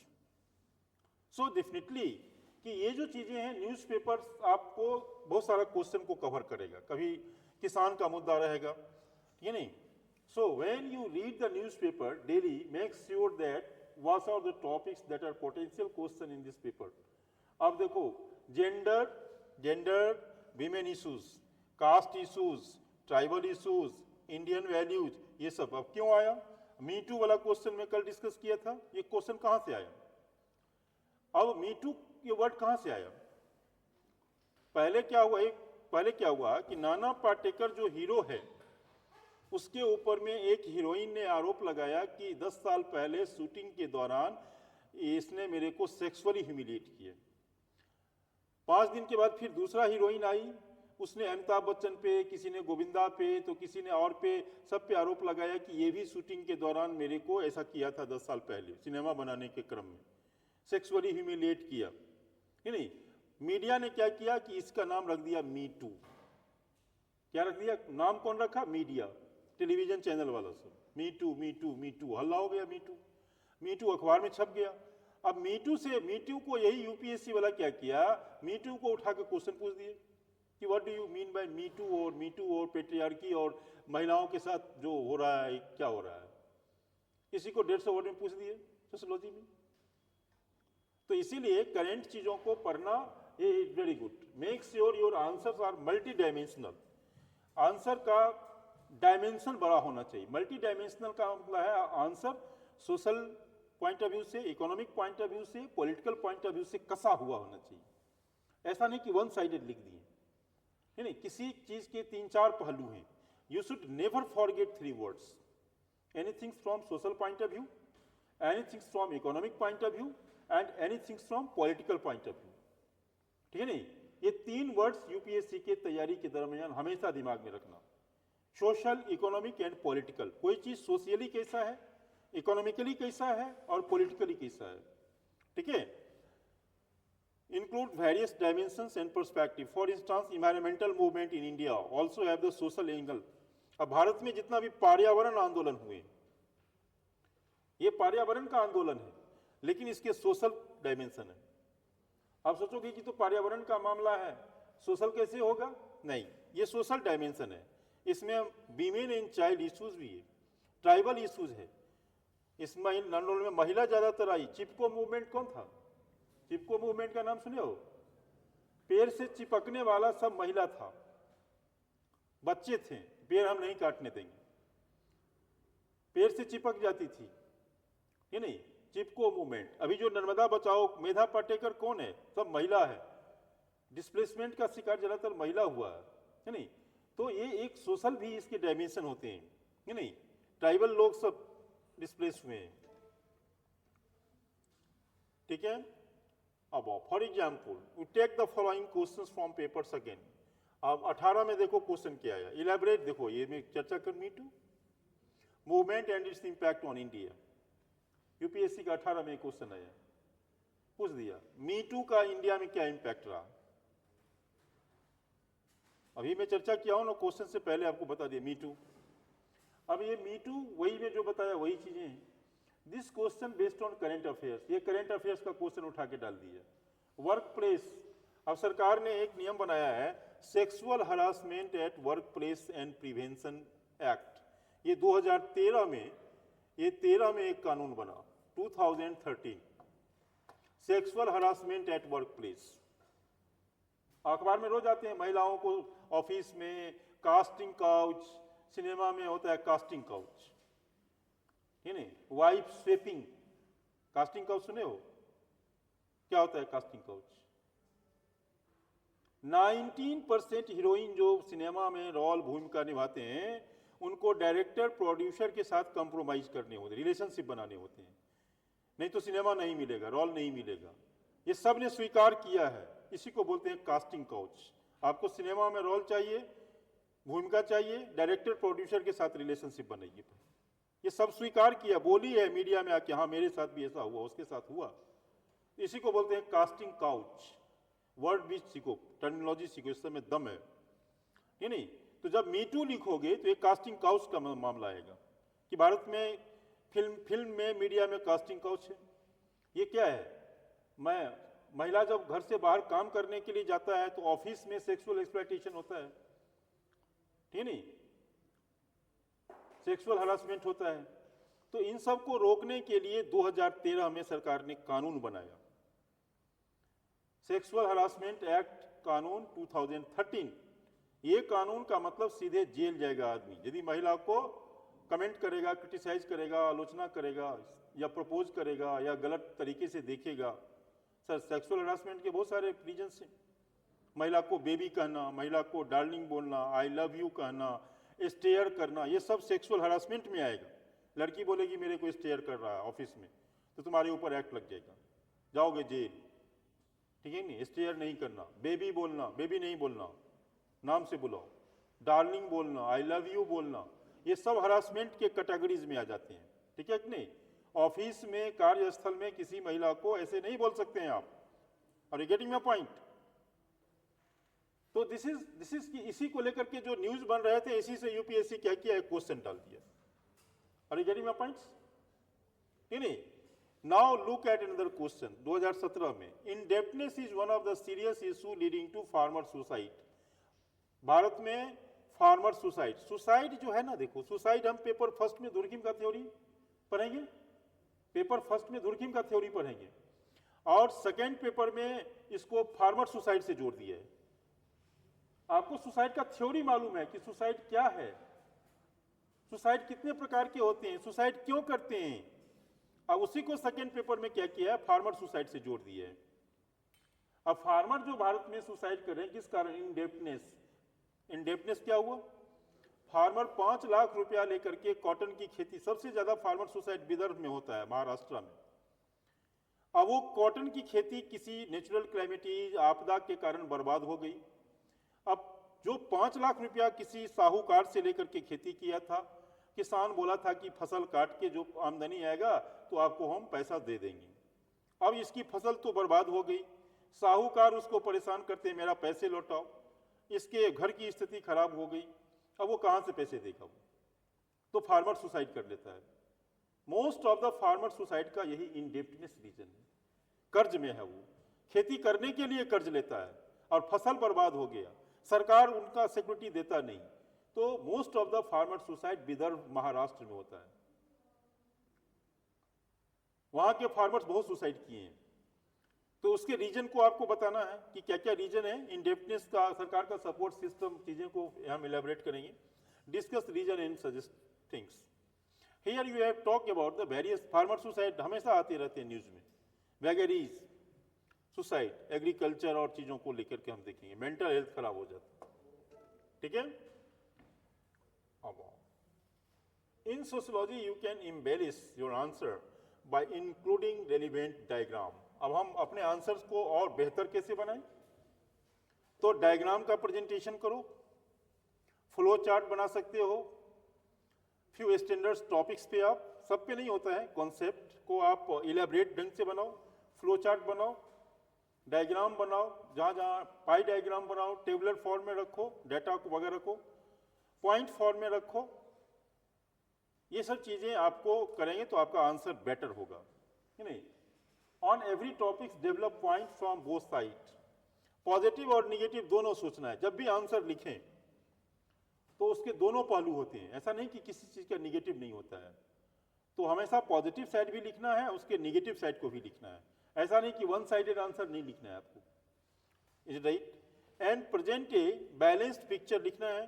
Conclusion must be futuristic, conclusion ऐसा होना चाहिए जो कि फ्यूचर में समाज के लिए अच्छा साबित हो। तो कंक्लूजन पॉजिटिव होना चाहिए, फ्यूचरिस्टिक होना चाहिए, और रियलिस्टिक होना चाहिए, पॉजिटिव। एंडिंग हमेशा बीच में आप झगड़ा लड़ाई प्लस माइनस बात करो, लेकिन एंडिंग कॉन्सेंसस बिल्डिंग की तरह करो कि कहीं से भी कुछ कंट्रोवर्शियल बात नहीं लिखना है कंक्लूजन में, हैप्पी मैसेज के साथ कंक्लूजन करना है अपने आंसर्स को, ठीक है। कंक्लूजन आपका बिल्ड होना चाहिए, आपको कंक्लूजन पढ़ेगा तुरंत मार्किंग करेगा, इसीलिए वो आंसर गड़बड़ हो जाएगा तो मार्किंग कम दे दे, 1 नंबर काट लेगा। अब इसमें हमें आंसर राइटिंग प्रैक्टिस करना है। आंसर राइटिंग कैसे करेंगे हम सब बता देता हूं, तब मैं टॉपिक्स पे आऊंगा, ठीक है। अब आंसर राइटिंग का क्या तरीका है? Like the most of the humanities subject, answer writing becomes very important. Math chemistry के लिए हर एक सब्जेक्ट की तरह इसमें बहुत पूर्ण है। You have a right introduction, पहले हमें इंट्रोडक्शन लिखना जरूरी है किसी चीज का, मतलब सिनेमा का ट्रेलर समझ लो, introduction is just like the trailer of the movie, okay. Topics first create a background, then talks about the issue. कोई पहले बैकग्राउंड लिखना है, फिर इशू क्या क्या है, क्वेश्चन की थीम को पकड़ के लिखना है, रियल लाइफ एग्जाम्पल देना है, उसके बाद जो हम देखते हैं समाज में थिंकर्स एंड स्कूल के बारे में थॉट लिखना है, थिंकर्स का ऐड करना है, and finally provide a apt conclusion, और एक अच्छी एंडिंग करना है। Now this required A practice of answer writing. आप रेगुलर आप इसको प्रैक्टिस करोगे। आंसर राइटिंग एक दिन में नहीं है, ठीक नहीं। हम आंसर राइटिंग के अपने मॉड्यूल बनाए हुए हैं, आपको हम आंसर राइटिंग करवाएंगे। आंसर राइटिंग में पर्सपेक्टिव में कैसे लिखें, जनरल आंसर नहीं लिखना है, पर्सपेक्टिव में लिखना है, थिंकर्स को ऐड करना है। और आंसर राइटिंग जो है वो आपको जब पूरा सिलेबस आप पढ़ लेंगे, आपको जानकारी हो जाएगा, तब आप बेटर ढंग से करोगे। लेकिन अभी से आप स्टार्ट कर दो, जैसे चैप्टर पढ़ेंगे हम 1-2 को क्वेश्चन आंसर देंगे, आप लिख के लाओगे, तो धीरे धीरे धीरे धीरे ये चीज इंप्रूव होगा, एकाएक नहीं होता है इंप्रूव, ठीक है नहीं। आप में मैच्योरिटी आएगी ग्रेजुअली, ठीक है नहीं। Understand precisely. आंसर राइटिंग आपका इसमें रेगुलर प्रैक्टिस होनी चाहिए, ठीक है। तो दीज आर हियर, ये हमारा कंटेंट था इसका, ठीक है ना। ये चीज है, इन चीजों को ध्यान में रखें जो मैं गाइडलाइंस दिया हूं। अब हम आते हैं कंटेंट पे, ठीक है।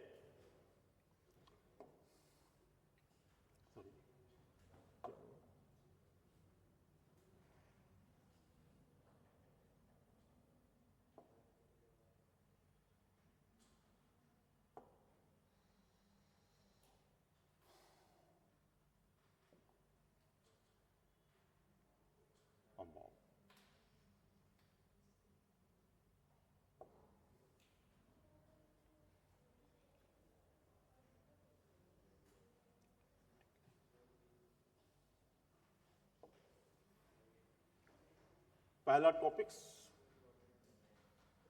ठीक है।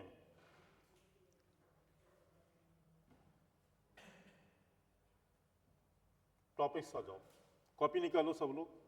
अब हम टॉपिक्स पे आ गए। पेपर फर्स्ट, कॉपी बिल्कुल अलग बनाइएगा सोशियोलॉजी का। अब आपको इस ऑर्डर में चीजें को हम ले चलते हैं, very important segments. Now paper first we are going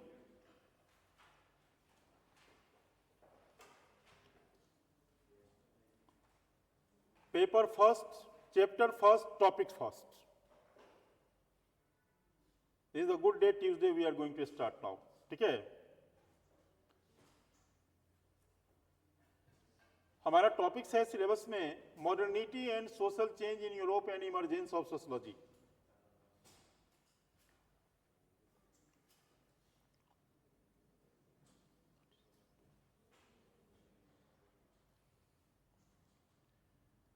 modernity and social change in Europe and emergence of sociology, ये टॉपिक्स है।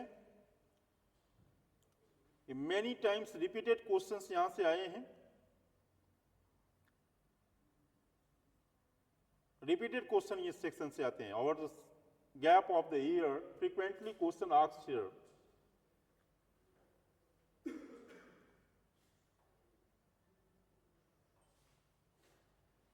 अब 2 मिनट रुक जाओ, ये टॉपिक्स लिख लो, ये पॉइंट तो लिखना है। इमरजेंस सोशियोलॉजी का इस ऑर्डर के साथ साथ इसको पहले एक विजन बना लो दिमाग में। कि how did sociology emerge as a discipline, sociology एक विषय का जन्म कैसे हुआ, how did sociology emerge. Okay, पहले मैं स्टोरी एक बता देता हूं, तब इस पॉइंट को you can better understand. Sociology पहले earlier in the ancient time there was a only one discipline, it was the philosophy. All the history, economy, geography सब philosophy के अंदर में होता था। philosophy होता था एक सब्जेक्ट, और लोग philosophy पढ़ते थे, उसी में सारा चीज होता था। हिस्ट्री, इकोनॉमी, ज्योग्राफी, सोशियोलॉजी जैसा कोई विषय नहीं था। ठीक है, are you getting my points? तो first time Auguste Comte was a French philosopher and mathematician. दिमाग में रखना, अगस्ट कॉम्ट जो था वह एक फ्रेंच फिलोसोफर एंड मैथमेटिशियन था। उन्होंने 1838 के ऑनवर्ड, 38-39 ऑनवर्ड सबसे पहले एक विषय बनाया सोशल फिजिक्स। नहीं, ये सोशल फिजिक्स बनाया 1829 के आसपास, social physics.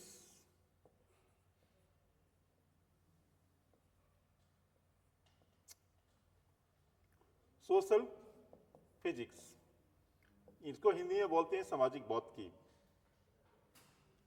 August Comte was A mathematician, he was a French philosopher. उसके दिमाग में उसका सेंट साइमन उनके मित्र थे, गुरु थे, Saint Simon. There was a idea. अब बताओ 1800 यानी 19th सेंचुरी का जो पीरियड था पूरे यूरोप में, वह बहुत चेंज लिए हुआ था। सोशल सिस्टम बदल रहा था, इकोनॉमिक सिस्टम बदल रहा था, मॉडर्नाइजेशन आ रहा था, पॉलिटिकल सिस्टम बदल रहा था। सो उनको लगा कि दुनिया बड़ी तेजी से बदल रहा है। एक साइंटिस्ट था वह, एक फिलोसोफर था, एक गणितज्ञ था। Are you getting my points? Keep in mind, पहले बैकग्राउंड को समझो। उनके दिमाग में आइडिया आया कि कोई ऐसा सब्जेक्ट नहीं है, देयर वाज नो डिसिप्लिन, जो इस बदलते हुए समाज का अध्ययन करे। देयर वाज नो डिसिप्लिन जो इस चेंजिंग समाज को वैज्ञानिक तरीके से अध्ययन करे। सो उसने क्या किया, फिलॉसफी से जो समाज से रिलेटेड जो चीजें थे उनको एक जगह लाया और उसका नाम रख दिया सोशल फिजिक्स। ठीक है, यानी सोशल फिजिक्स नाम था। सोशियोलॉजी से पहले समाज का अध्ययन करने वाला जो विज्ञान था उसका नाम क्या था? Social physics. ये 1829 में है। बाद में चल करके 1838 और मतलब 7-8 साल के बाद इसका नाम उन्होंने रख दिया sociology. The word sociology was coined by French philosopher August Comte, and August Comte is considered as father of sociology. थोड़ा सा इसको मैं चाहूंगा, इससे पहले थोड़ा सा ये बैकग्राउंड इसमें तुम आप लोग लिखना, ठीक नहीं? ये बैकग्राउंड आप लिखना कि सोशियोलॉजी एक इस तरह का सब्जेक्ट कैसे बना। ठीक है,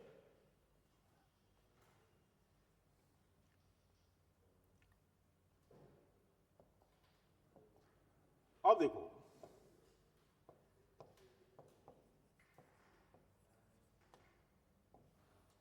ये इसके फादर सोशियोलॉजी के कौन है? August Comte.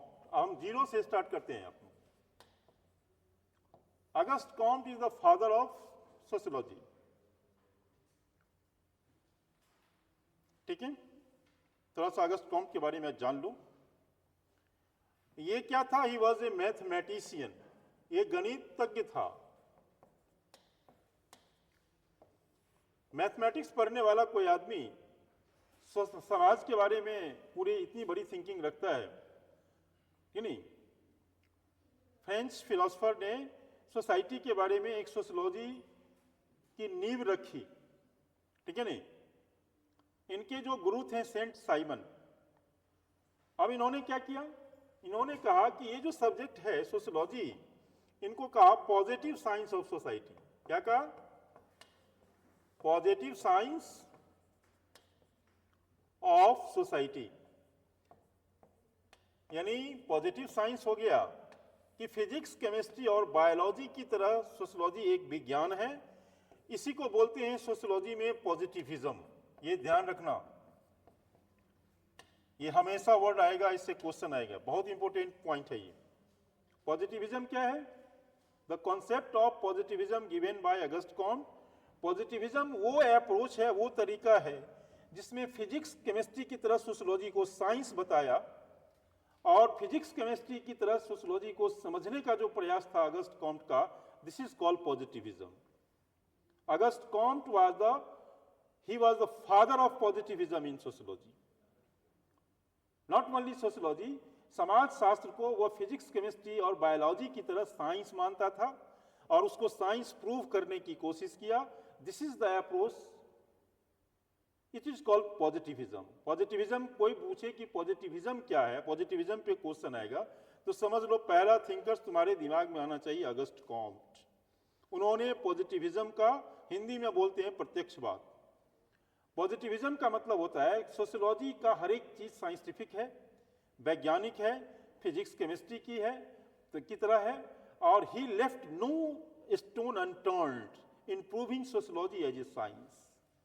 तो कॉम्ट का जो यही विचार है ना, यही पॉजिटिविज्म कहलाता है कि सोशियोलॉजी एक साइंस है, विज्ञान है, ये फिलॉसफी नहीं है। Are you getting my point? Positivism word दिमाग में बैठा लो। अब इन्होंने पॉजिटिविज्म थ्योरी दिया पहला, कि पॉजिटिविज्म में यही जो मैं बोला हूं एक लाइन में, कि उसको साइंस की तरफ बनाने का, साइंस की तरह इसको क्या कहते हैं बनाने का प्रयास किया।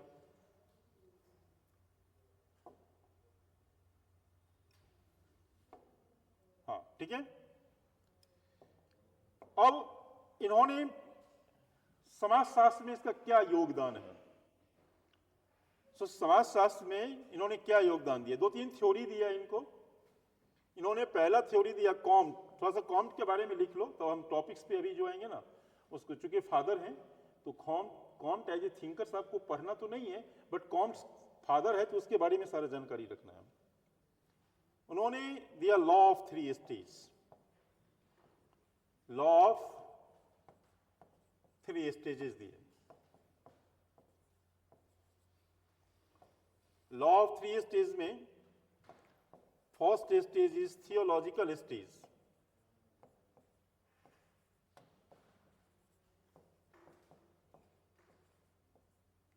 इसके तीन सब स्टेज हैं। फेटिसिज्म,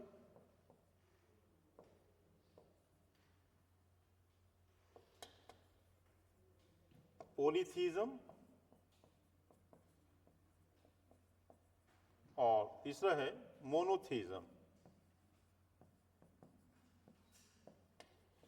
ठीक है, यानी theological stage,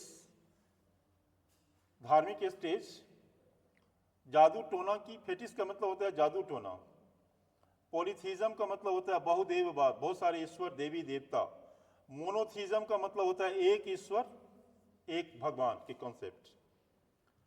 law of three stage का मतलब हुआ कि समाज जो आज हम हैं,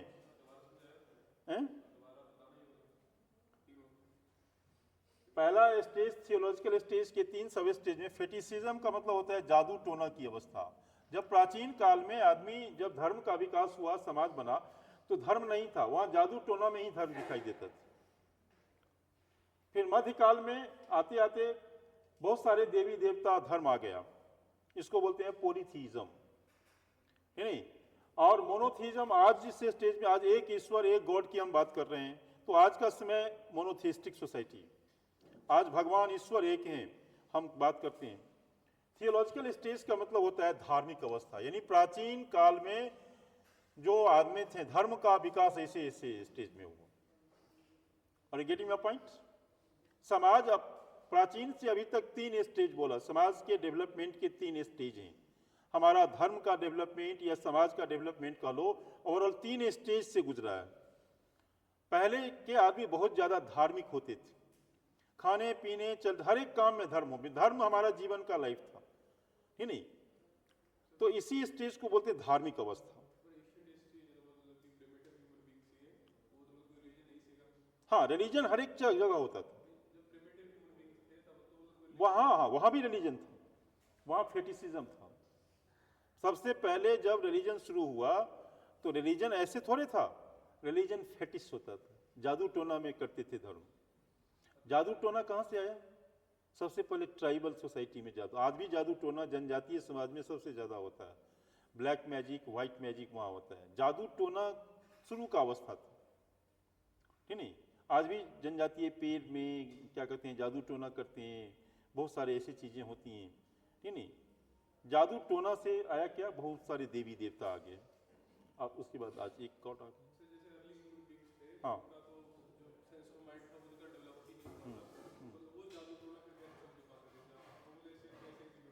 अभी देखो, तुम धर्म का थ्योरी जब हम पढ़ाएंगे, धुरखिम वाला पढ़ाएंगे, उसमें ये चीज क्लियर होगा, उसमें आएगा। अभी तुम जान लो धुरखिम का थ्योरी क्या कहता है, टोटमवाद। कि अरुंटा जनजाति था ऑस्ट्रेलिया का, प्रिमिटिव मैन है, सब प्रिमिटिव मैन। तो वो पैसिफिक ओशन में मछली पकड़ने का वो जनजाति काम करता था, पैसिफिक ओशन में मछली पकड़ता था, खाता था। अरुंटा जनजाति बहुत प्राचीन जनजाति, ऑस्ट्रेलिया का सबसे पुराना जनजाति है। अब धर्म कैसे है देखो, तो मछली पकड़ने के लिए जब वो जाता था, धुरखिम का थ्योरी है यही, टोटमवाद यही है जो धुरखिम कर रहा है। तो उनको डर लगता था, आज समुद्र में आंधी आ जाएगी, तूफान आ जाएगी, तो हो सकता है मैं डूब जाऊं, मैं मर जाऊं।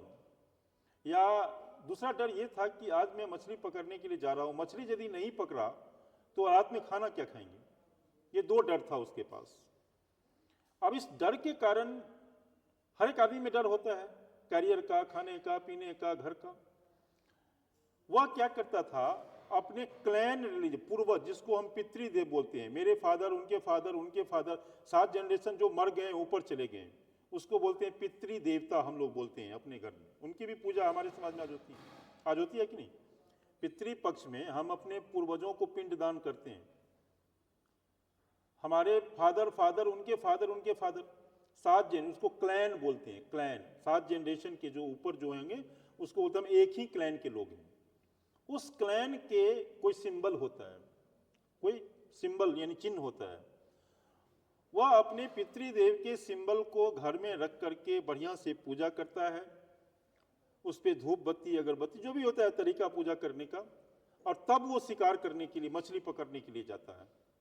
उनका मानना है कि ऐसा करने से मेरे जो पूर्वज है ना, मेरी रक्षा करेंगे। हिंदू धर्म में भी ये चीज है, पितृदेव। आपके पूर्वजों को यदि नाराज हो जाएंगे तो पितृदोष लग जाएगा, बहुत प्रॉब्लम आ जाएगा तुम्हारी जिंदगी में, ऐसा मानते हैं। तो उनका मानना था कि ऐसा करके जाएंगे तो हम सुरक्षित रहेंगे। और यू गेटिंग माय पॉइंट? यहीं से रिलीजन उत्पत्ति होती है। इसको बोलते हैं टोटमवाद। इसको क्या बोलते हैं? टोटेमिज्म। दुर्खिम का थ्योरी है। दुर्खिम कहता है यहीं से रिलीजन की उत्पत्ति होती है, ठीक है? तो प्रिमिटिव मानव जो ऐसे धर्म नहीं, आज जो जनजातियों में क्या है, जनजातीय जाते हैं पेड़ के पास।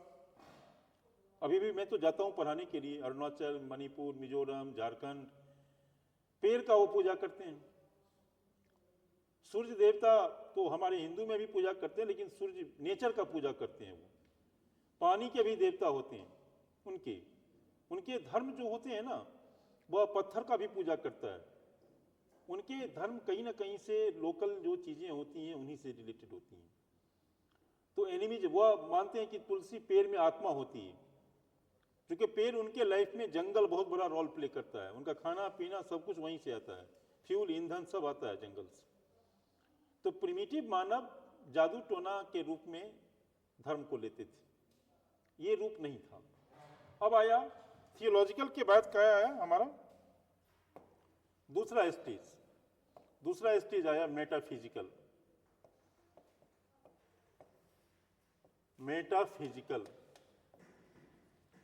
इसको बोलते हैं आध्यात्मिक अवस्था। यानी धर्म का विकास हुआ, धर्म फ्लोरिश किया। अब धर्म पे क्वेश्चन आने लगा। धर्म में इतनी सारी विकृतियां आ गई, मध्यकाल में वैज्ञानिक सोच आदमी में आने लगा। Are you getting my point? आदमी थोड़ा सा वैज्ञानिक तरीके से क्या, क्यों, कैसे सोचने, लॉजिकल पावर बढ़ा आदमी का। जब लॉजिकल पावर नहीं था तो अंधविश्वास था, धर्म से जुड़ा हुआ था। अब आदमी का दिमाग थोड़ा सा काम करने लगा और वो वैज्ञानिक तरीके से सोचने लगा। मेटाफिजिक्स क्या है? जब धर्म को हम वैज्ञानिक तरीके से देखने लगे, whenever you just make analysis of the religion in A scientific way, it is called metaphysics. Religion and science मिलके मेटाफिजिक्स बनाता है। Religion and science together combined into metaphysics. जब हम रिलीजन को ऐसे एक्सेप्ट नहीं करते, वैज्ञानिक आधार पे हम एक्सेप्ट करते हैं, तब हम उसको बोलते हैं मेटाफिजिक्स, अध्यात्म। ठीक है। अब तीसरा स्टेज आया, लॉ ऑफ थ्री स्टेज में तीसरा स्टेज आया पॉजिटिव स्टेज, और पॉजिटिव और साइंटिफिक भी बोलते हैं, साइंटिफिक स्टेज। अब ये पॉजिटिव स्टेज और साइंटिफिक स्टेज क्या है? आज का जो हमारा समाज, जो हम आज समाज में, आज के समाज में मान लो तुम डॉक्टर बन जाओ, तुम इंजीनियर बन जाओ, या तुम आईएएस बन जाओ, तो ईश्वर के भरोसे, गॉड के भरोसे काम को छोड़ोगे नहीं ना, तुम वैज्ञानिक तरीके से काम करोगे। हवाई जहाज चलाने वाला पायलट यदि छोड़ दे कि 90% काम हम कर दिए, 10% भगवान कर देंगे, तो प्लेन क्रैश हो जाएगा। डॉक्टर यदि सर्जरी करने जाए तो बिल्कुल साइंटिफिक नियम पे आधारित है, ऐसा करेंगे तो ऐसा होगा। तो मॉडर्न का जो आज के समय में हम वैज्ञानिकता की ओर बढ़ रहे हैं, हमारा समाज साइंटिफिक प्रूफ फैक्ट में, भूत, अब हम कहेंगे भाई भूत ने कर दिया, आत्मा आ गया, भूत दिखाओ कैसा होता है, हम नहीं मानेंगे। आत्मा कैसा होता है दिखाओ, आत्मा को नहीं मानेंगे, क्योंकि प्रूफ नहीं है उसके पास हमारा। और getting my point? Proofed knowledge के ऊपर में हम विश्वास करते हैं। भूत है, आत्मा है, क्या कहते हैं, भगवान को मानना एक अलग बात है, लेकिन आज हम वैज्ञानिकता की ओर जा रहे हैं। हम उसी चीजों को स्वीकार करते हैं जीवन में जो वैज्ञानिक ढंग से प्रूफ हो चुकी है। फिजिक्स, केमिस्ट्री, बायोलॉजी, साइंस ने प्रूफ कर दिया है कि नहीं। तो वैज्ञानिक नियम से चलते हैं, कानून से चलते हैं, उस पर नियम बना है और समाज उस ओर जा रहा है कि नहीं। तो ये तीन स्टेज आज हम वैज्ञानिकता की ओर जा रहे हैं, और धार्मिक चीजों में जो अंधविश्वास, आस्था था वो कम हो रहा है। आज किसी को कहो कि देखो, अब ये चीज, विश्वास और ये आस्था, भूत से सबसे ज्यादा कौन डरता है? इंडिया के लोग कि विदेश के लोग? बताओ बताओ। नहीं, विदेश वाले हमसे ज्यादा डरते हैं। कोई इंग्लिश लिटरेचर पढ़ा है कोई इसमें? कोई अंग्रेजी लिटरेचर पढ़े हो? शेक्सपियर की कहानी पढ़ो, 12th नाइट, 3 विचेज। शेक्सपियर को पढ़ो। शेक्सपियर वेस्टर्न सोसाइटी में भूत प्रेत आत्मा हमसे भी ज्यादा है। शेक्सपियर का जो नॉवेल पढ़ोगे उसमें भूत की कहानी, 3 विचेज की कहानी, ये वो खाली मिलेंगे, ठीक है नहीं। हाँ, अमेरिका में एक फेस्टिवल होता है, वो भूते की खाली बनता है, क्या बोलते हैं उसको? हाँ हाँ, वो खाली भूते प्रेत का कहानी बन के आएगा, ठीक है नहीं। वो लोग ज्यादा डरपोक हैं हमसे, ठीक है नहीं, भूत प्रेत के मामले में, ठीक है नहीं। और शेक्सपियर का स्टोरी, नॉवेल सब बढ़ा रहा है। रात में कोई आया, चिड़िया पेड़ पे करके, हुआ भूत है, घोस्ट, भागो घोस्ट, मतलब इल्यूजन, घोस्ट की कहानी ज्यादा है इसके। तो ये अलग विश्वास का चीज है, ठीक नहीं। अब मान लो कि अब कोई वैज्ञानिक सोच वाला आदमी इस सबको नहीं मानता है नहीं। तो ये 3 स्टेजेस हुआ, ठीक है। उसके बाद इन्होंने और क्या कहते हैं, थ्योरी दी है।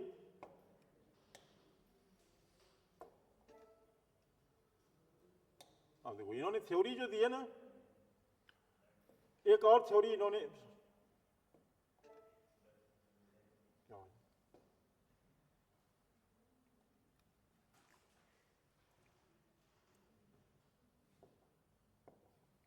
तो अगस्त कॉम्ट का ये पहला तुमने ध्यान रखा? अरे यार,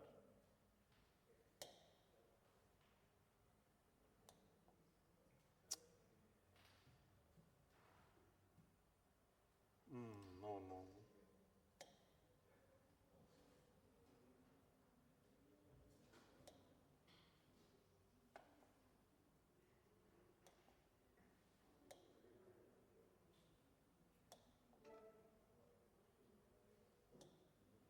हाँ, ठीक है। अब इसने इनका दूसरा थ्योरी है हायरार्की ऑफ साइंस। चूंकि फाउंडिंग फादर हैं, मजबूत रहना चाहिए जब लिखने का अप्रोच आपको आएगा। दूसरा इन्होंने थ्योरी क्या दिया, हायरार्की ऑफ साइंस।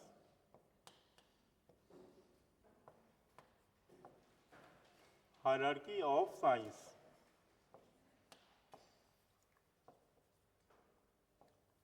क्या दिया, हायरार्की ऑफ साइंस। साइंस का इन्होंने रैंकिंग किया, हायरार्की ऑफ साइंस है 3 स्टेज। पहला थियोलॉजिकल, दूसरा मेटाफिजिकल और तीसरा पॉजिटिव और साइंटिफिक। हाँ 3 नहीं, ये अलग है, उससे बाहर।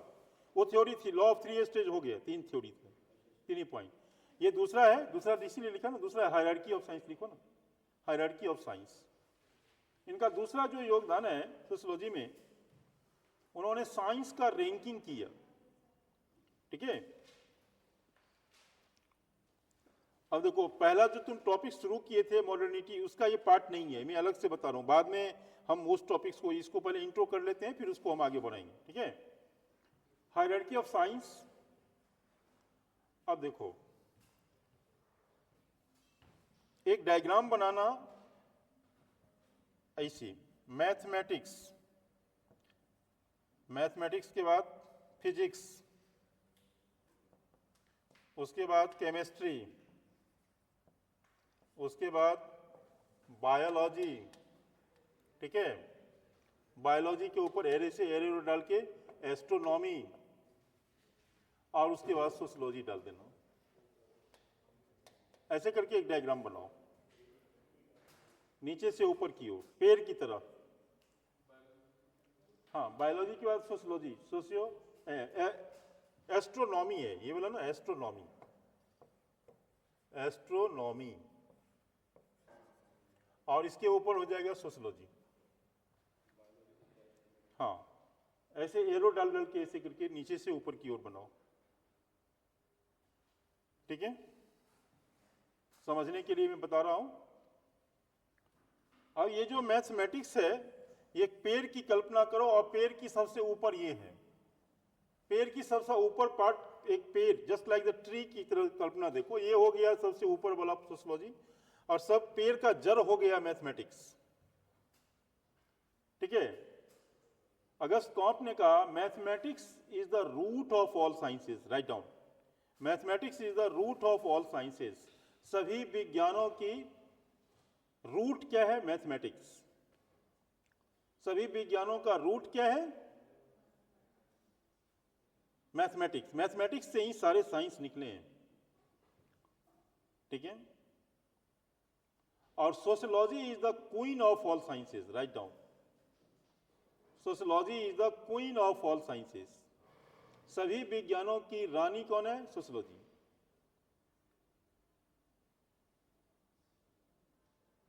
रानी का क्या मतलब? सभी विज्ञानों की रानी है, क्या मतलब? ये कोटेशन है, पूछ देता है, दे देगा, बोलेगा 150 वर्ड लिखो। Physics, chemistry, history, economy, geography, social science और नेचुरल साइंस, सबका रानी है सोशियोलॉजी। रानी का मतलब क्या? यहां बताओ। सब प्यार करते हैं, पत्नी से जैसे प्यार करते हैं वैसे नहीं, कैसे? लॉजिक लगाओ। देखो, फिजिक्स पढ़ोगे, मैथमेटिक्स फिजिक्स पढ़ करके, केमिस्ट्री पढ़ के क्या बनता है? इंजीनियर। बायोलॉजी पढ़ लोगे तो डॉक्टर हैं, डॉक्टर बन जाओगे। एस्ट्रोनॉमी, खगोल शास्त्री, ये सब पढ़ लोगे तो डॉक्टर, इंजीनियर, या जो ह्यूमैनिटी सब्जेक्ट पढ़ता है, आइए जो भी, ये सब डॉक्टर बन के या एक इंजीनियर बन करके किसके लिए काम करता है? सोसाइटी के लिए। सोसाइटी का अध्ययन कौन करता है? सोशियोलॉजी। मतलब आप पढ़ लिख करके चाहे किसी भी स्ट्रीम में आओ, आपको समाज को सेवा करना है ना, सोशियोलॉजी आ गया ना। तो इस सेंस में सोशियोलॉजी इज द क्वीन, सब समाज के लिए करता है। क्वीन ऑफ द साइंसेज की मतलब जितने भी साइंस हैं वह सोशियोलॉजी यानी समाज के लिए है। एस्ट्रोनॉमी हो, फिजिक्स हो, केमिस्ट्री हो, बायोलॉजी हो, in this sense sociology is A queen. अब ये इसका एक और लॉजिक है, मैथमेटिक्स का जिसको नॉलेज नहीं है ना, वो फिजिक्स को नहीं पढ़ पाएगा। फिजिक्स को समझने के लिए मैथमेटिक्स चाहिए, और मैथमेटिक्स फिजिक्स दोनों चाहिए केमिस्ट्री को समझने के लिए, और ये तीनों की नॉलेज होगा तब बायोलॉजी को समझोगे, और ये सब होगा तब एस्ट्रोनॉमी को समझोगे, और ये सब मदद करेगा सोशियोलॉजी को समझने में। एक रिलेशन ये भी है। तो in this sense Auguste Comte ने अपने लॉजिक से साबित किया पॉजिटिविस्ट अप्रोच को, और हायरार्की ऑफ साइंस का रैंकिंग किया। Is it right? अब इन्होंने समाजशास्त्र में इन्होंने दो मेथड दिया। इन्होंने हिस्टोरिकल, इन्होंने जो अपने समाज को समझने का जो तरीका अपनाया, which type of method by used by Comte? इन्होंने दो तरीका अपनाया। पहला हिस्टोरिकल मेथड,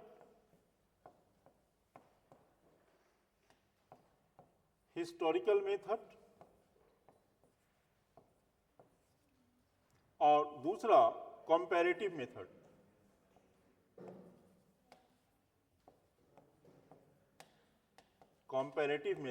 ये दो तरीके को अपनाया, ये मेथड है,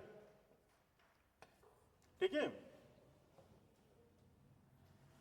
अगस्त कॉम्ट ने इन दो मेथड को एडॉप्ट किया, historical method and comparative method. अब हिस्टोरिकल मेथड क्या है समाज शास्त्र में? What do you mean bye historical method in sociology? What do you mean bye historical method in sociology? Historical method वो मेथड है, जैसे तुमको आज के समाज को समझना है, अंडरस्टैंड, तो आप जब तक पास्ट सोसाइटी को नहीं समझते हो, you can not better understand and make interpretation of the present day societies. आज यदि गरीबी का अध्ययन करना है तो हमें आज से सैकड़ों बरस जाके पहले अंग्रेज जमाने से इसका अध्ययन करना होगा। तो हिस्टोरिकल मेथड वो मेथड है जो किसी भी समाज के वर्तमान प्रॉब्लम को उसके पास्ट में जाकर के उसको समझता है और विश्लेषण करता है। That method is called historical method. तुमको यदि हमको अध्ययन करना है कि ये लड़का कैसा लड़का है, तो तुम्हारा स्कूलिंग हम देखेंगे पीछे में कि 5वीं क्लास में ये कैसा था, 8वीं 10वीं में कैसा रहा, कॉलेज में कैसा था। तो इसको बोलते हैं historical case studies method. Historical method में समाज में जो आज कास्ट सिस्टम का हम अध्ययन करेंगे, सपोज, ध्यान रखना अप्रोच वाली बातें हैं। आज यदि कोई कास्ट सिस्टम को समझेगा ना, को बेटर नहीं समझ सकता जब तक ऋग वैदिक काल से वर्ण व्यवस्था को नहीं जानता है। तो आज के कास्ट को समझने के लिए ऋग वैदिक पीरियड से हमें वर्ण व्यवस्था को समझना होगा। Then you can make better interpretation of the caste system. यदि आपको वर्ण व्यवस्था का ज्ञान नहीं है जो कि ऋग वैदिक काल का है, you can not better explain the caste system. Is it right? तो इन्होंने एक तो हिस्टोरिकल मेथड को यूज किया और दूसरा कंपैरेटिव मेथड। कंपैरेटिव मेथड का मतलब होता है कोई चीज हम कहेंगे कि इन दोनों में से तुलना करेंगे, ये अच्छा है कि ये अच्छा है। हम सीधे ऐसे नहीं कहेंगे कि he is a good boys, हम दोनों की तुलना करेंगे क्वालिटीज का, इसमें ये है इसमें ये है। कंपैरिजन अपने आप में एक वैज्ञानिक तरीका होता है काम करने का। साइंस में कंपैरिजन होता है मैटर का, केमिस्ट्री में केमिकल प्रॉपर्टीज का, और सोशल साइंस में सोशल क्वालिटीज का। तो कंपैरिजन करके हम कुछ कहते हैं तो वो वैज्ञानिक तरीका, this is scientific way of arguing something. तो समाजशास्त्र में दो फेनोमेना को, दो चीजों को कंपैरिजन करके हम कुछ थ्योरी या निर्माण करते हैं, उसको बोलते हैं कंपैरेटिव मेथड। तुलना करके करते हैं। कंपैरिजन अपने आप में एक साइंटिफिक तरीका है। तुमको बोलेंगे कि ये कलम अच्छा है कि ये बताओ ये कलम अच्छा है, तुम ऐसे थोड़ी कह दोगे।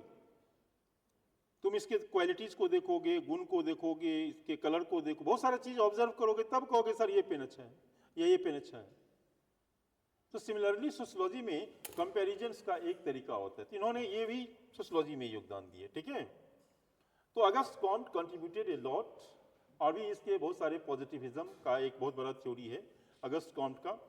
अब थोड़ा सा पॉजिटिविज्म में बता दूं, चूंकि ये आगे भी आएगा। पॉजिटिविज्म अभी तुम पॉजिटिविज्म में हम आएगा, आगे ही टॉपिक्स है। पॉजिटिविज्म क्या है? इन्होंने कहा sociology is A positive science of society. Means जैसे फिजिक्स है, फिजिक्स किस चीज का अध्ययन करता है? मैटर का। केमिस्ट्री किस चीज का अध्ययन करता है? केमिकल प्रॉपर्टीज का। बायोलॉजी किस चीज का अध्ययन करता है? बायोलॉजिकल प्रॉपर्टीज का। तो सोशल प्रॉपर्टीज का अध्ययन कौन करता है? इन तीनों में क्या है? फिजिक्स में, मैटर में, इसमें कंससनेस नहीं होती। लोहे में, पानी में, दूध में क्या होता है? इसमें आत्मा, चेतना नहीं है। मनुष्य में, समाज में चेतना है, यह बदलती रहती है।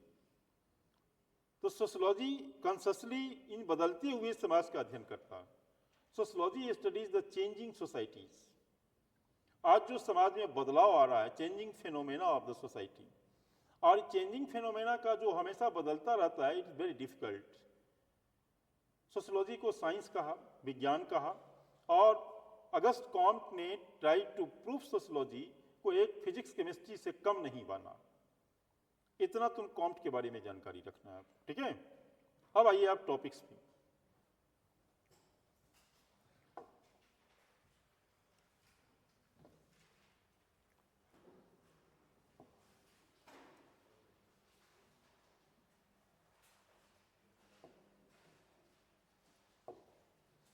अब आइए, अब ये जो हम आपको बैकग्राउंड बता दिए हैं, अब हमारा जो शुरू में हम टॉपिक्स लिखे थे, थोड़ा सा लाइन घिस के यहाँ से कनेक्ट करनी है। हम बैकग्राउंड बताएं अगस्त कॉम्ट के बारे में, आपको पहले ये बताना चाहिए टॉपिक से पहले, लेकिन आपको बाद में बताएं, तो आप यहाँ से कनेक्ट करना। आप modernity and social change in Europe and emergence of sociology.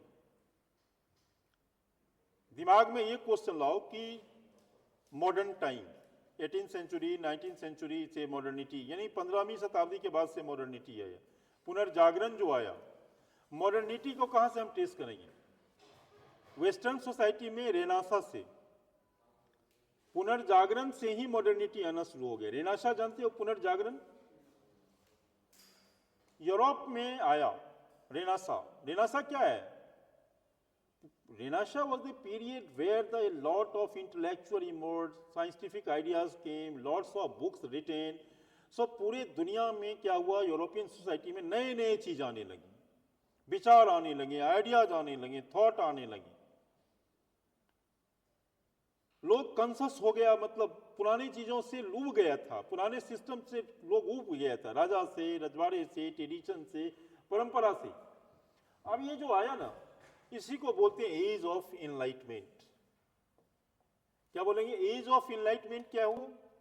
नए नए बौद्धिक क्रांति हो गया, नई आइडिया, नई विचार, नए थिंकिंग, नई सोच, नई ज्ञान। इसको इंटेलेक्चुअल रिवॉल्यूशन भी बोलते हैं। बौद्धिक क्रांति, इसमें क्या है? साइंटिफिक रिवॉल्यूशन है। इसके 3 पार्ट हैं। यूरोपियन सोसाइटी में वैज्ञानिक क्रांति, विज्ञान का विकास हुआ। नया जब सोच बदला तो क्या आया? अल्वा एडिशन आया, बल्ब का आविष्कार हुआ, रेलगाड़ी का आविष्कार हुआ, प्रोडक्शन बढ़ा, फैक्ट्री का आविष्कार हुआ, टेलीफोन, ग्राहम बेल का आविष्कार हुआ, नए नए आविष्कार आए। लालटेन हमारे युग ही नहीं था, लालटेन वहां भी जला था, बल्ब नहीं था तो क्या करता था? जरा कल्पना करो, रेलगाड़ी नहीं था तो आदमी कैसे जाता होगा? जब मोटर बाइक नहीं था तो आज से 200 वर्ष पहले आदमी कैसे जाता था? जरा कल बैलगाड़ी देखे हो? बैलगाड़ी अभी भी गांव में बैलगाड़ी चलता है कई जगह, देखने का वो बन गया है नहीं? जरा कल्पना करो कि लाइट नहीं होगा तो समाज कैसा होगा?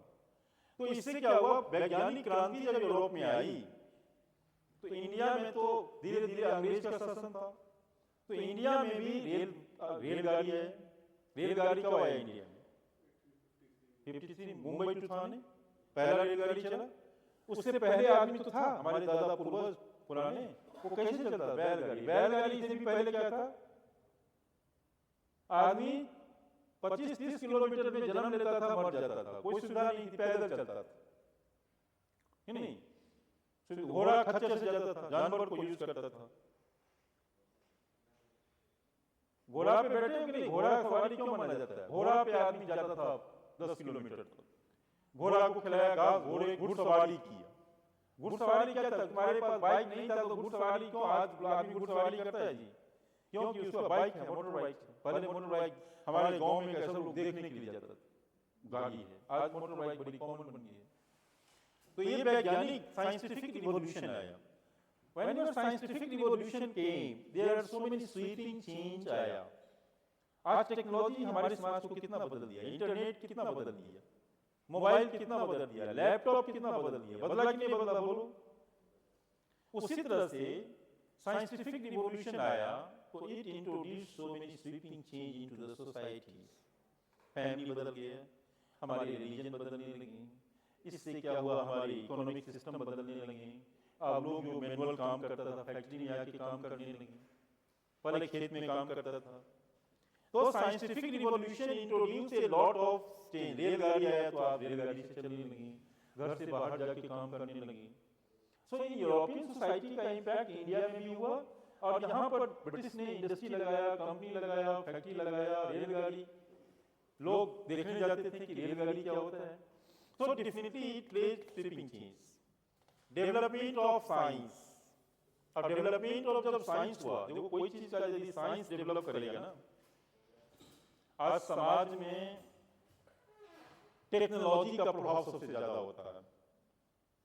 आज हमारा फैमिली, न्यूक्लियर फैमिली, रिलीजन, धर्म सब साइंस के अकॉर्डिंग बदल रहा है। तो ये जो डेवलपमेंट हुआ ह्यूमन साइंस का, ह्यूमन साइंस का मतलब क्या हुआ, हिस्ट्री, इकोनॉमी, ज्योग्राफी, पॉलिटी, ये सब। नेचुरल साइंस का मतलब हुआ physics, chemistry, biology. Human science का मतलब हो गया ह्यूमैनिटीज वाला सब्जेक्ट। तो उसके बाद क्या हुआ, नए नए डिसिप्लिन आए, फिलोसफी से अलग हट करके हिस्ट्री, इकोनॉमी, ज्योग्राफी, ये सब सब्जेक्ट बनने लगी, ज्ञान का विस्तार हुआ। जितना सब्जेक्ट आज आईटी, कंप्यूटर, इंजीनियर क्या होता था, पहले एक होता था, आज 50 वैरायटी का engineer, system engineer, software engineer, chemical engineer, mechanical engineer, electrical engineer, कितना डॉक्टर पहले एक होता था वैद्य जी गाँव में, सब बीमारियों का इलाज कर देता था। हार्ट स्पेशलिस्ट आज कितना हो गया वैरायटी, आई सर्जन, ये सर्जन, 50 डॉक्टर वैरायटी बन गई। तो ज्ञान का विस्तार होने से इसे हुआ, बहुत सारे ह्यूमन साइंस का डेवलपमेंट हुआ, सोशल, इकोनॉमिक एंड पॉलिटिकल। इसके समाज में इसके पॉलिटिकल आया, सोशल चेंज आया, इकोनॉमिक चेंज आया, एंड पॉलिटिकल लेवल पे चेंज आया। इसी को बोलते हैं एज ऑफ एनलाइटमेंट।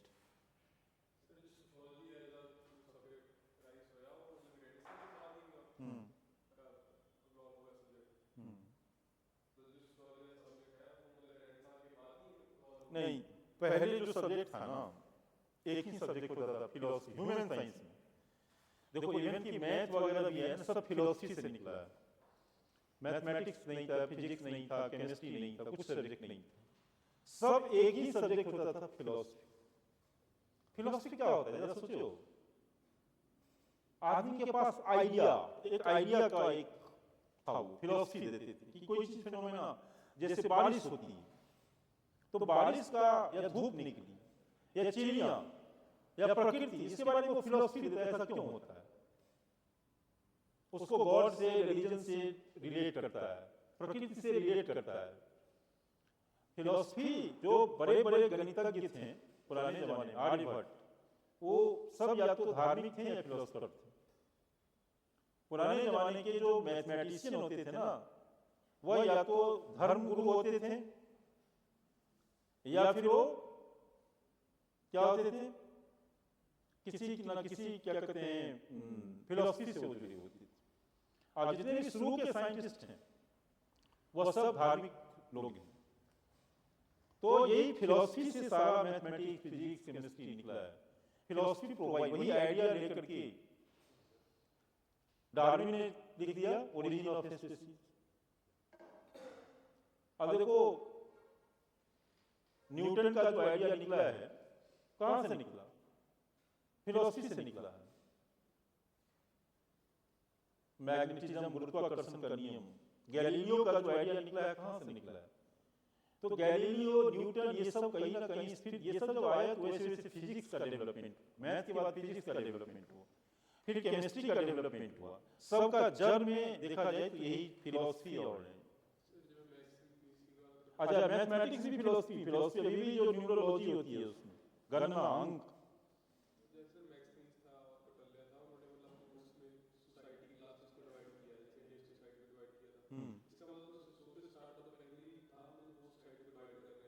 समझा नहीं मतलब।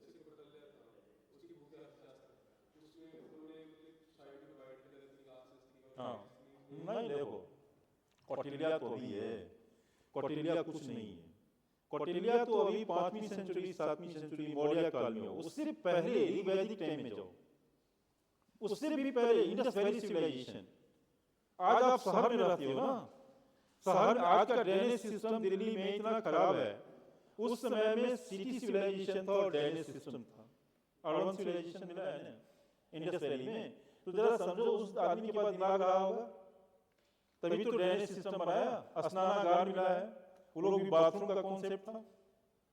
हिस्ट्री में बहुत सारी चीज मिले हैं ना, तो जरा समझो कि वो उसमें में तो ऐसे फिजिक्स और केमिस्ट्री जैसा विषय नहीं रहा होगा। तो लोग आइडिया कहाँ से, एस्ट्रोनॉमी हमारा बहुत डेवलप है भारत में, जो ज्योतिष शास्त्र एग्जैक्ट बता देता था कि इतना बज के इतना मिनट पे आदमी बारिश होने वाली हो जाता। एस्ट्रोनॉमी भविष्यवाणी करता था हर एक चीजों। आज भी भारत में एस्ट्रोनॉमी डेवलप है, कैलेंडर सिस्टम, कैलकुलेशन का एक अलग तरीका होता था एस्ट्रोनॉमी में, ग्रह नक्षत्र को देखा जाता था।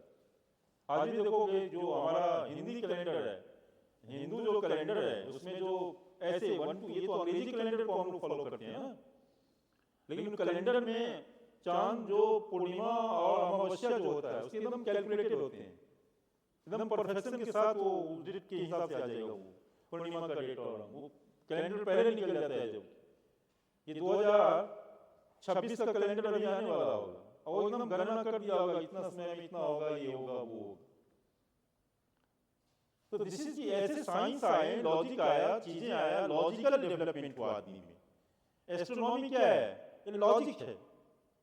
फिजिक्स भी उसी से निकला है, लॉजिक से ही मैथ निकला, लॉजिक से आदमी के पास पहले लॉजिकल पोटेंशियल कम था। धीरे धीरे आज हमारा लॉजिक पावर बढ़ गया, टेक्नोलॉजी उसमें ज्यादा मदद करने लगी, social economic and political development हुआ। उसके बाद ये चीजें के बाद एज ऑफ एनलाइटमेंट, ये 3 चीज। उसके बाद आया कमर्शियल रिवॉल्यूशन। अब ये कैसे ऑपरेट करता है? जैसे मान लो ट्रेड आया, इंडस्ट्री आई, फैक्ट्री आई, कंपनी आई, अब इसके साथ आदमी के पास गाड़ी आ गया, बल्ब आ गया, प्रोडक्शन होने लगी। पहले मैनुअली कपड़े बनते थे, अब मशीन से कपड़े बने। तो इससे क्या हुआ? पहले लोग बार्टर सिस्टम करते थे। हमारे घर में दूध होता है, तुम्हारे घर में चावल होती है, तो दूध ले लो चावल दे दो, चावल ले लो दूध दे दो। ऐसे आदमी का सामाजिक, पैसे वैसे था नहीं, करेंसी था नहीं, इसी को बोलते हैं बार्टर सिस्टम। नमक खरीदना है भाई, गेहूं ले लो, अभी भी चलता है। बहुत बैकवर्ड एरिया में जाओगे, गाँव में अभी देखने को मिलेगा। ठीक है, तो अब ये ट्रेड कॉमर्स बढ़ने लगी। वास्को डी गामा, बहुत सारे ट्रेवलर आए इंडिया, उसको मालूम नहीं कौन दुनिया कहाँ है। तो ट्रेवलर लोगों ने बहुत सारे कंट्री को एक्सप्लोर किया, देश को, समाज को एक्सप्लोर किया। कॉमर्स बढ़ने से क्या हुआ? सामान एक जगह से दूसरे, पहले ट्रेड कैसे होता था? खच्चर जानवर के पीठ पर डाल दिया और दिल्ली से, हमारे इंडिया से ईरान तक जाता था। हम लोग मसाले लेकर के इंडिया से जाते थे लोग, और कैरी करने वाला घोड़ा और गधा वाला जानवर होता था, उसके पीठ पर डाल दिए और लेके पैदल रास्ते से गए, और 2 दिन चलने के बाद जब थक गया तो एक जगह रुक जाता था, उसको बोलते थे सराय। सराय आज भी जगह का नाम होता है। वहां रात व्यापारी से बिताता था, फिर सामान लेके चला, यहाँ से मसाला, हीरे और ये सब चीज, क्या जवाहरात सब लेके जाता था, वहां ड्रॉप किया और वहां से क्या कहते हैं, मसाले, खजूर, ये सब ड्राई फ्रूट सब लेके इंडिया आता था। कोई सुविधा थी नहीं। फिर रेलगाड़ी आई, पानी का जहाज आया, पानी के जहाज से आज हमारा दुबई सबसे, गल्फ से सारा सामान कैसे आता है? रेल, जल के माध्यम से, पानी रूट से, जहाज से आता है। तो आज बढ़ गया। तो कॉमर्स, आज हम दुनिया के किसी भी दुनिया में पूरा ये कमर्शियल रिवॉल्यूशन जो हुआ ना, तो ट्रेड, मार्केट, व्यापार बढ़ गया विभिन्न देशों के बीच, विभिन्न कंट्रीज के बीच। तो जब आप ट्रेड बढ़ेगा ना, तो सोशल चीजें भी बदलती हैं। एक देश का चीज दूसरे देश में आया, उनके वैल्यू, पहनावी, कल्चर, खान पान। ईरान का आया इंडिया में, यहाँ का अफगानिस्तान में, मतलब सारे जगह से लोग एक्सचेंज करने लगे अपने कपड़े, पहनावा, ओढ़ावा, चीजें। आज बिरयानी हमारा कपड़ा नहीं है, ईरान का है। बिरयानी खाना, बिरयानी ईरान के लोग खाते थे। शेरवानी हमारा कपड़ा नहीं है, भारतीय ड्रेस नहीं है। शेरवानी कहाँ से है? लड़का तो जो शेरवानी पहन के शादी करता है, ईरान में पहनते थे लोग। उर्दू पर्शियन भाषा आ गया हमारी हिंदी में और चीज़ों में। तो commercial revolution it is not only the trade commerce बढ़ा, but largely you can see it introduce sweeping change values में, मोरल्स में, स्टैंडर्ड्स में, फैमिली में, मैरिज में, रिलीजन में, सब में परिवर्तन लाया। तो कमर्शियल रिवॉल्यूशन जो आया ना, हम जब मान लो आज हम अमेरिका के साथ ट्रेड करते हैं तो सिर्फ ट्रेड ही नहीं करते हैं, हमारा सोशल कल्चरल भी म्यूचुअल गिव एंड टेक होता है। अमेरिकन कंपनी कितना इंडिया में बेच रहा है, चाइनीज इंपैक्ट इंडिया में कितना है, इंडिया का इंपैक्ट अमेरिका में कैसे है, अमेरिका में भी है, वहाँ के लोग भी दिवाली मनाते हैं व्हाइट हाउस में। तो हम जिस देश से हमारा ट्रेड रिलेशन होता है वहाँ कल्चरल सोशल एक्सचेंज भी होता है, ठीक नहीं, सिर्फ ट्रेड ही नहीं होता है, ट्रेड के साथ और सारी चीज़ होते हैं। फिर उसके बाद वॉयेज एंड डिस्कवरी, जो बहुत सारे ट्रेवलर्स जैसे वास्को डी गामा कालीकट के तट पे आए 1498-92 ईस्वी में। अब पहले पता ही नहीं था, वो कहीं और जा रहा था, अमेरिका की खोज में जा रहा था, पुर्तगीज था, और वो भटकते भटकते आ गया कालीकट।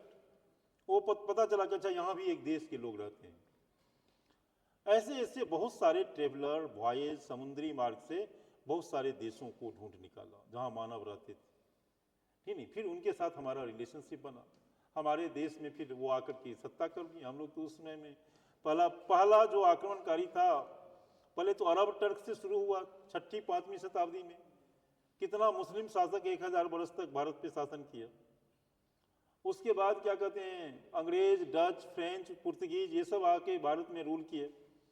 तो ये सारी चीजें ने सोसाइटी को बदला। और ये गेटिंग माय पॉइंट्स। उसके बाद आया इकोनॉमिक चेंज। अब ये सारी चीज जब हम लोग यहाँ, हमारा इकोनॉमी बहुत ज़्यादा पुअर था, चीज़ें था, अब मॉडर्न इकोनॉमी आ गई है। ग्रोथ ऑफ बैंकिंग, बैंक पहले नहीं होता था। बैंकिंग, ब्रिटिश के आने से बैंकिंग सिस्टम का विकास हुआ, पैसा जमा निकालने। पहले लोग साहूकार के पास जाते थे, पैसा था ही नहीं पहले बार्टर सिस्टम था। लोग खाने पीने के अलावा और जरूरत भी नहीं थी, घर सब लोग मिलके बना लेते। सस्टेनेबल इकोनॉमी था, सबसिस्टेंस इकोनॉमी था। आदमी को जीवित रहने के लिए घर चाहिए, कपड़ा चाहिए, खाना चाहिए, उसके बाहर आदमी सोचता नहीं था। तो कपड़ा का नीड वो हाथ से मैनुअल कर लेते थे, खेत से खाना पीने का आ जाता था, कि नहीं।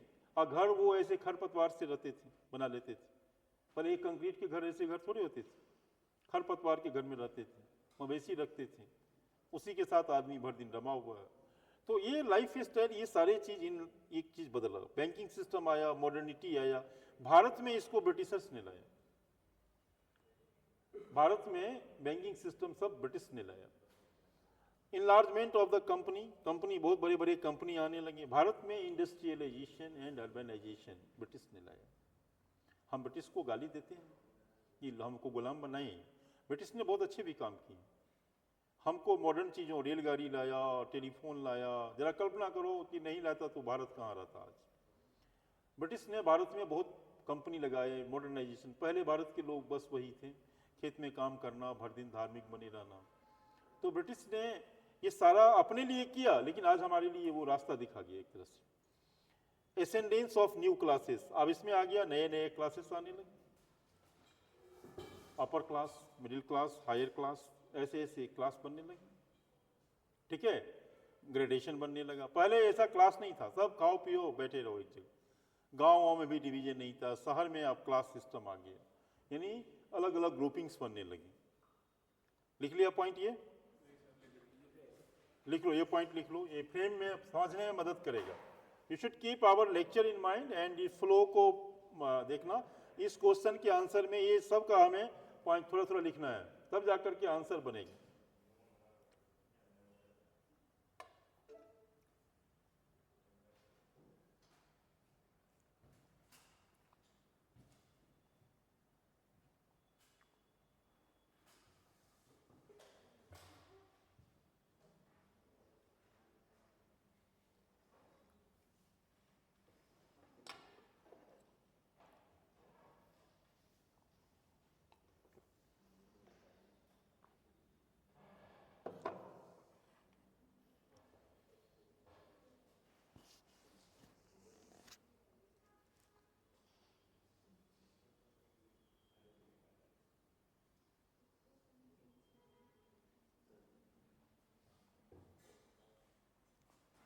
ठीक है, नहीं हुआ, देखो